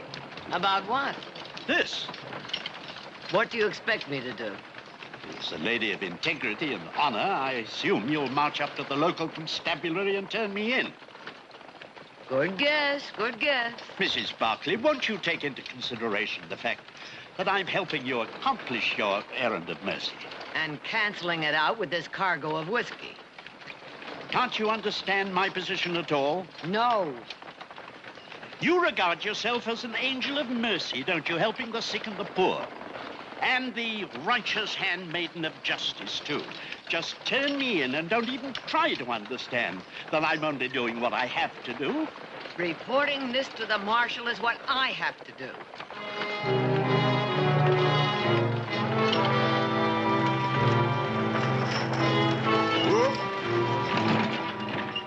I can't let you do that. Well, I was wondering when you were going to get around to that. Well, how are you going to do it? Shoot me? There's a good place for it over there. They wouldn't find my body for quite some time. That is, if you're brave enough to kill a woman. Mrs. Barclay, please, I had no such thought. But you must admit it'd be foolish of me to drop you at the door of the Stantonville jail so you can turn me in. No, you're getting off here. You'll be safe enough. And it's a long walk to Stantonville. I'll be long gone before you arrive. And your supplies are getting off here, too. Your horses I'll leave at the livery stable in town.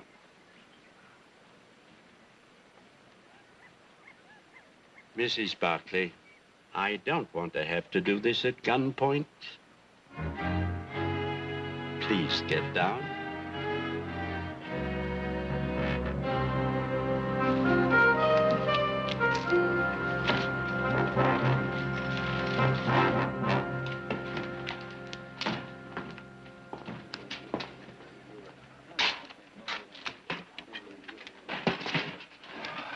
Fancy gambler get off on time? Yep. He was all anxious to go. Didn't ask too many questions. That man just hopped every which way we wanted him to. Wasn't a bad sort. Couldn't play poker worth a nickel.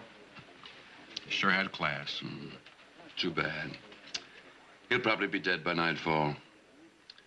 I hope somebody buries him decent.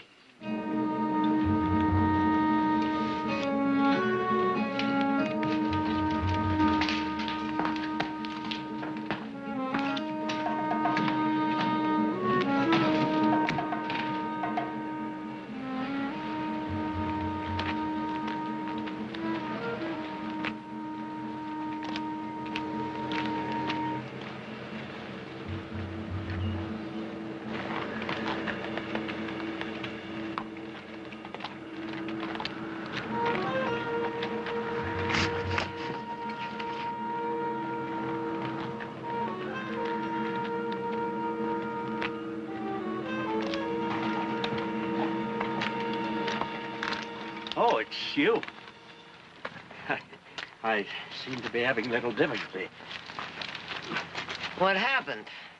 I'm not sure. I tried to pick up a little speed, but the team got away from me.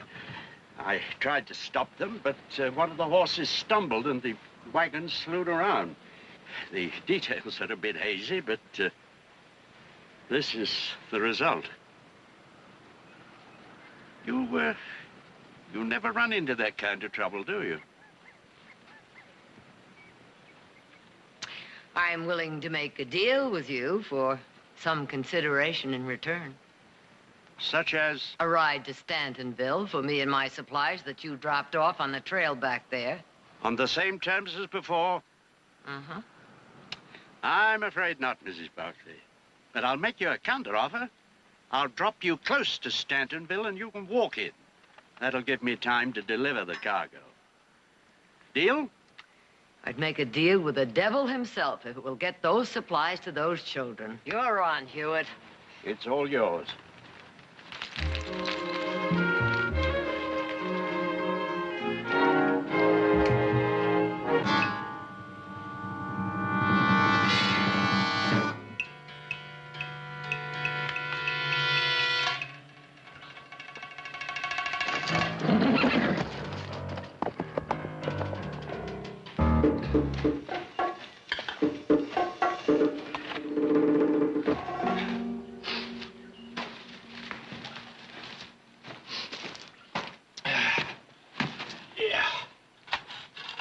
Did you see the wagon?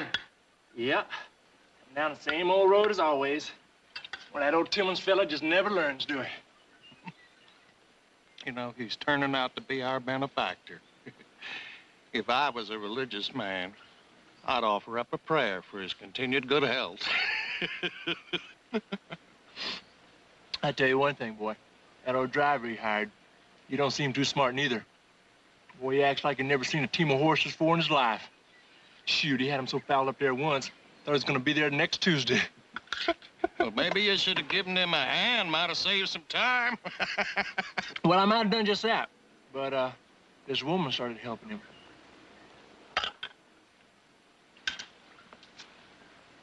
You say there was a woman with him? That's right. Picked her up on the trail. Her rig broke down. Real pretty woman, too. Anything that wears a skirt looks good to you. In fact, I got so close to her one time that I almost smelled her perfume. Which reminds me, Lloyd, when are we getting back to a town again? Just as soon as we take that shipment and sell it to the Paiutes across the line in Nevada. Well, now, how much money do you think we're gonna make? More than enough to last for the next few months, anyway. Hey, what you say we hit old Carson City again? Well, I like them old girls down there a lot. Sure you did. And what did they think of your big, ugly face? Now, Cajun, them girls treated me real nice. So you just better shut up. Any man with money in his pocket is a handsome man to them. That's right, Cajun. Nobody knows that any better than you do.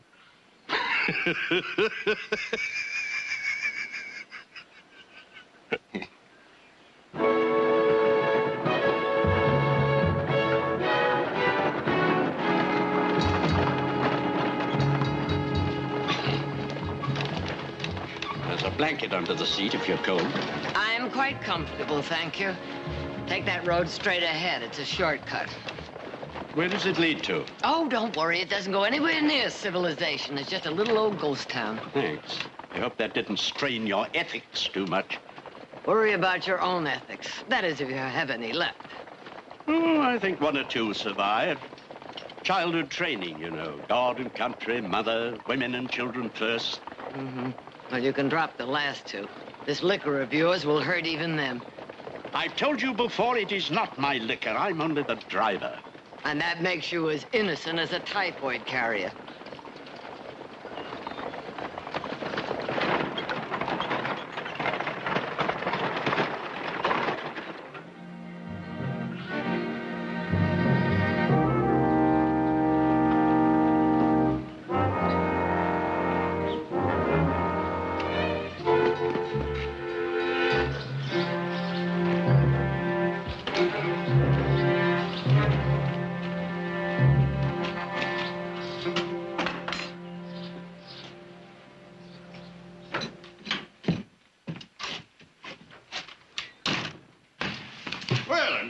stop here. Under this shelter, but actually a real stove. Did you feed the horses? Yes. You're hungry? You'll want something hot. Well, it would turn out better, of course, if all the ingredients were fresh, but this should be all right. Took me some time to realize that good food west of the Mississippi is as rare as the dodo bird. So I always carry a few things of my own. Interesting hobby, actually. I can't exactly call this gourmet cooking. More like survival stew a la Hewitt. But it'll taste all right. Mrs. Barclay, circumstances have put me in the position where I have to deliver that wagon. Now then, if you hadn't known what the cargo was, would you still hate me? The point is, I do know, and what you're doing is wrong. Whereas you've never done anything wrong, I suppose. Such as condemning me without knowing why I'm doing it. Such as not admitting that I'm helping you deliver your cargo. I'm not really a blackguard, Mrs. Barclay. Look, we're both going in the same direction, and we need each other to get where we're going, and that is all we have in common. I consider that a great concession on your part. Well, don't. We may both have cargo on the same wagon, but mine is going to save lives. Yours will destroy them. You know, the difference between us is, whereas I know how to bend to necessity, you'd never even consider it. Ow! Are you all right? Is that an academic question, or do you really care? I don't like to see anybody hurt. Well, there's no major damage, just a little scorching. Here we are. I'm not hungry. You're a poor liar. You haven't had a thing to eat all day. I still have some sandwiches left. Which are now stale. Mrs. Barclay, would you please let me have my own way for once?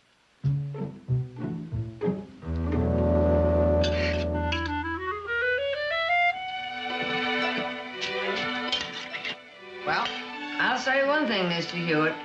If you would confine your activities to cooking, you'd be a lot better off in this world.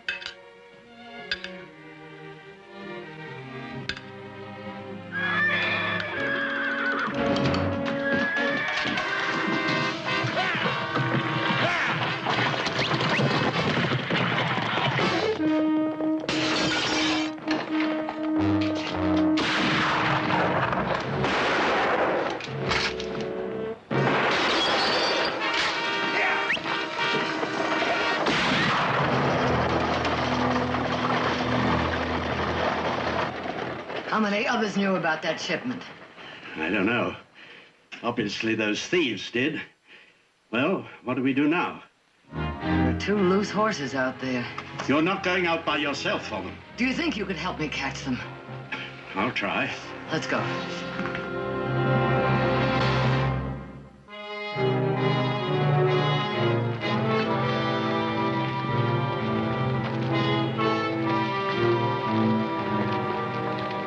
Hey, here are some tracks.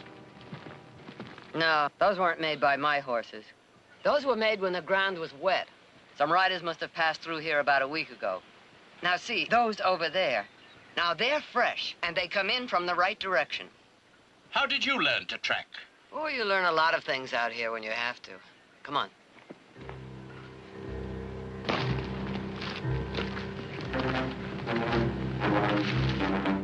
There they are. Now, I'm going to approach them from this side. Do you think you could go around in back of them and be ready to turn them back if they run away from me? Oh, I think so. Uh-huh.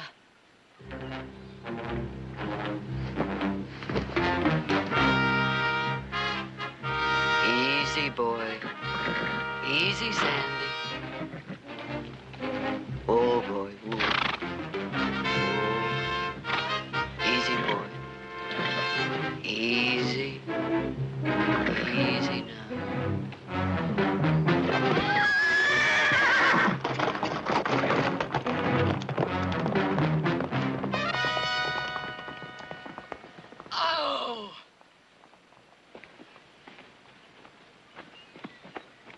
Mr. Hewitt, is there anything else you don't know how to do? I don't know. I seem to keep on discovering new ones. I think perhaps I better stay rooted to this spot. Oh, please. Please do.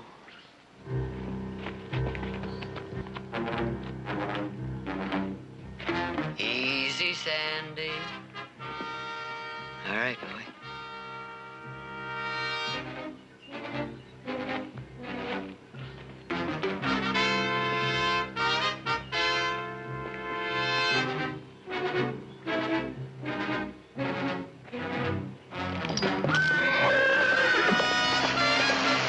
Easy now. Easy, steady. Steady, boy.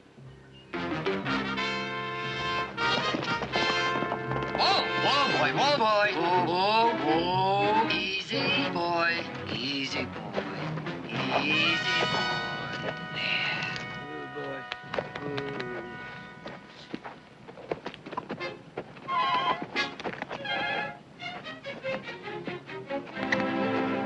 No trouble at all.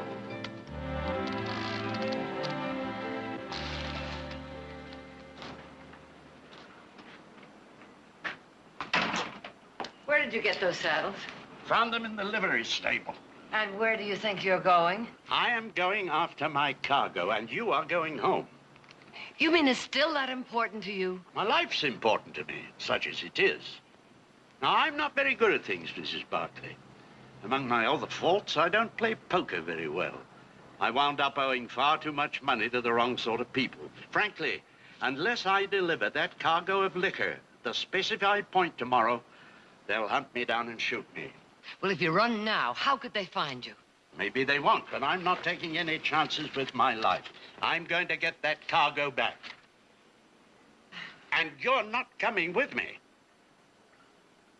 Mr. Hewitt, I am absolutely convinced you can't do this alone. Now, what stops your wagon stops my supplies from getting to those children. But you can get other supplies in Stantonville. Not the medicine. I'm going with you.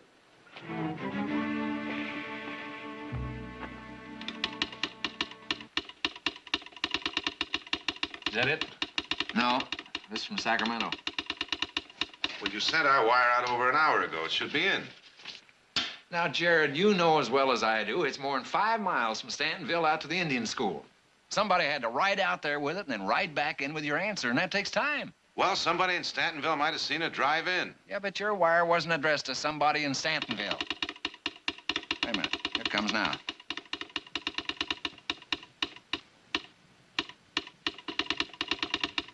Well, what's it say? Yeah.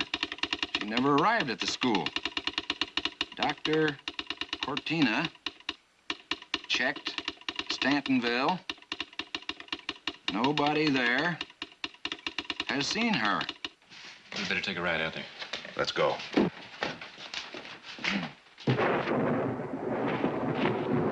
Wrong time of the year for a storm. No little downpour's gonna dampen my spirit. We got cause to celebrate. Well, now, might be some money in here. Medicine bottles. Well, we might be able to sell those someplace. What about the rest of the stuff? Don't waste nothing, do you, buddy?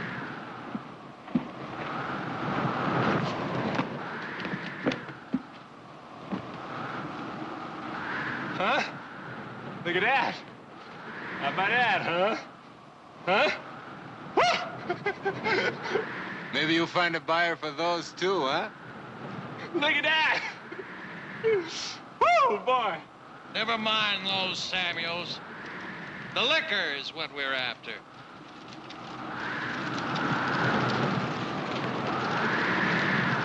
The wagon came this way, all right. Wish this storm would break and have done with it. No, the rain would wash the tracks away. We might never find that wagon again. Let's go. Come on, boy. Come on, boy.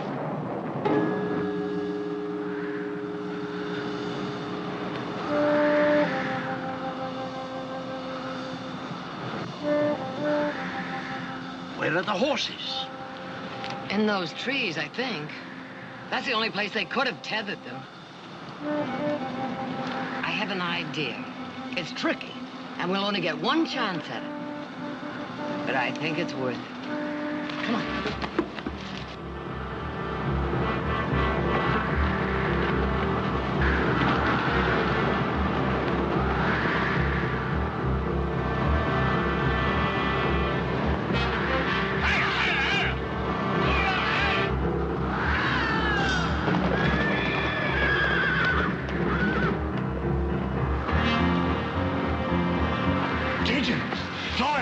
The horses are loose.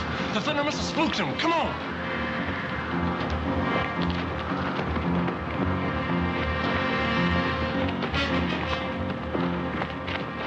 Come on, let's go.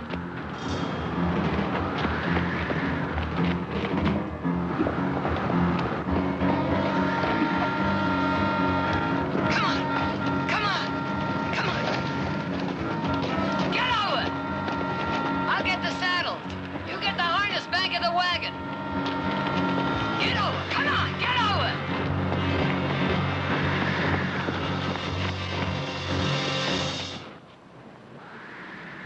You better get back to camp and keep an eye on that wagon.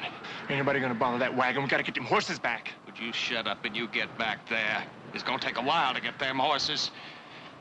I don't want that wagon standing alone. Look, go on and get back here. Come on, Cajun.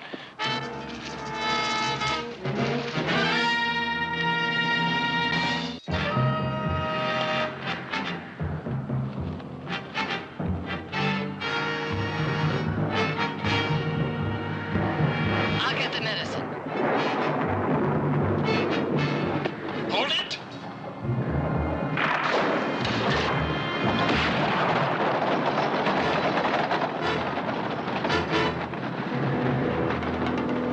Are we gonna get us back that wagon, lady? Good luck. As soon as we get our horses, we're gonna catch up with him. And that's for sure. Ain't nobody gonna rob us and get away with it. Rob? Rob. Now that's a funny word for you to use. That might be, lady. But having is on it. And we ain't lost us a shipment yet. Well, now, wait a minute. We just might not have to go after him after all. He's got our cargo, but we got you. He'll be back. No. No, I don't think so. You see, my friend has a wide yellow streak down his back. And he wants that wagon even more than you do. Well, now. You mean he'd leave you here all by yourself? I'm of no value to him. Pretty little lady like you.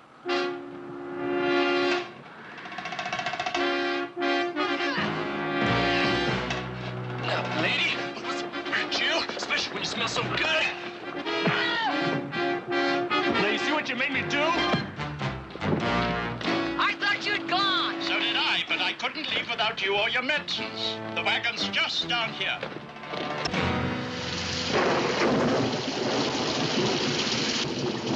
We can't go much further in this rain. You think we've lost them? Well, they haven't got a trail to follow. I guess not, but I hate to stop now. If one of those horses stumbles or steps into a hole, we may be stopped here permanently. You're right, of course. As always.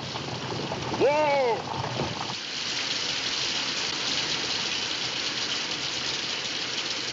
I haven't thanked you for coming back for me. Oh, I suppose I'm not without a trace of morality. Mr. Hewitt, do you suppose if you contacted your family in England that you could maybe arrange for a small loan that you would repay? Well, in that way, you could start all over again. Pride is a wonderful thing to have, but it can blind you, too. I have no pride. Pride, no family, no money, none of the things we spoke of. Only wish I had, only wish I was a real gentleman. Most I've ever been is a gentleman's gentleman, a valet, Mrs. Barclay, someone's servant. Oh, of course, the education was excellent, but I was always someone else's man. Thought perhaps I might be able to stand on my own here in this country, but seems I've been an outlandish failure. Well, it doesn't have to be that way. Well, I've not been very successful in changing it so far, have I? Yes, I'll have to admit to that. But you could change by getting rid of this liquor. I'll be glad to oblige Mrs. Barkley, but you're asking too much. Mr. Hewitt. Mrs. Barkley, we've been through this. Don't see in me what doesn't exist. You came back for me, and that took courage. And a larger measure of cowardice. I didn't think I could make it without you. I'm sorry. So am I, Mr. Hewitt.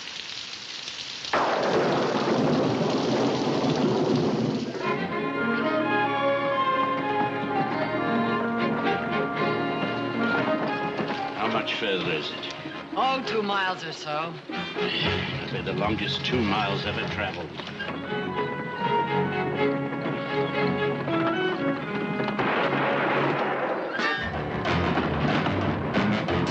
Get those horses moving!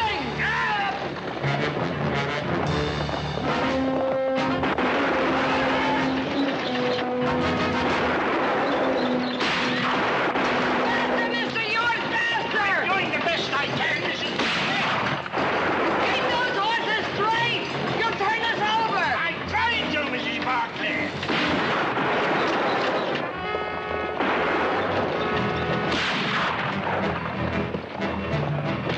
Faster, Mr. Hewitt!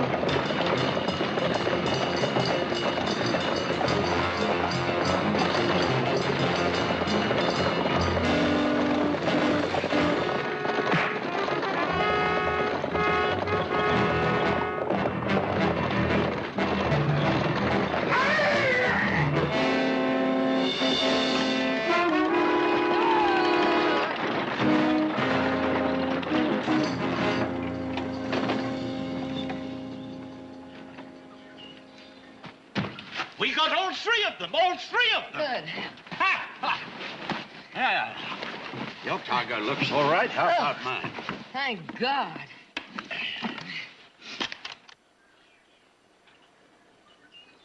Strange. What? No odor. Mr. Hewitt. Now, Mrs. Barkley, it won't taint you. It's the purest spring water I've ever tasted. Water? Nothing but water. Why? Well, that outlaw said that they had stolen other shipments. Yes, but if they'd stolen this one, they'd have got nothing but water.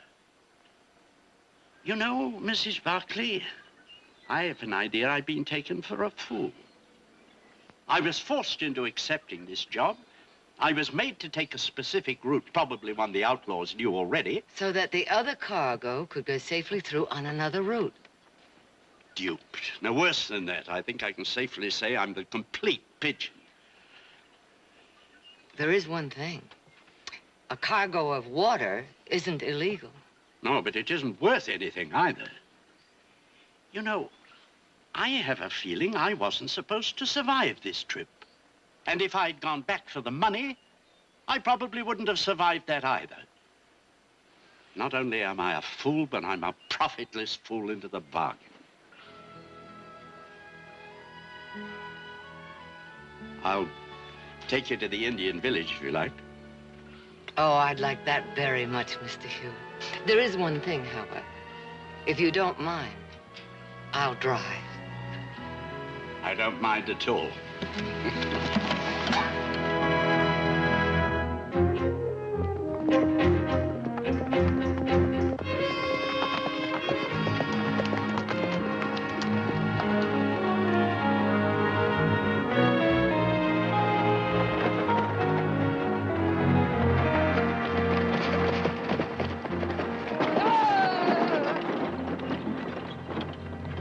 the devil have you been?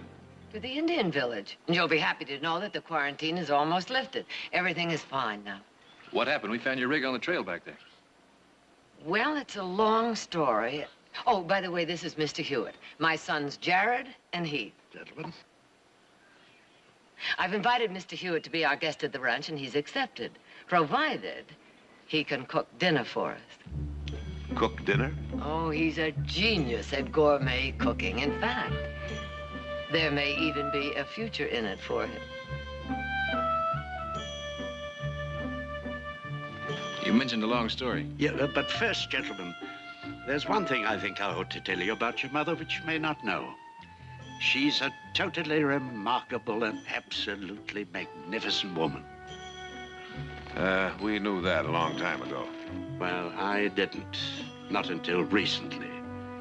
I shall do my best to prove myself worthy of your friendship. Well, you already have that, Mr. Hewitt. Ah, in that case, I shall go to work to win... Win? Your regard, dear lady.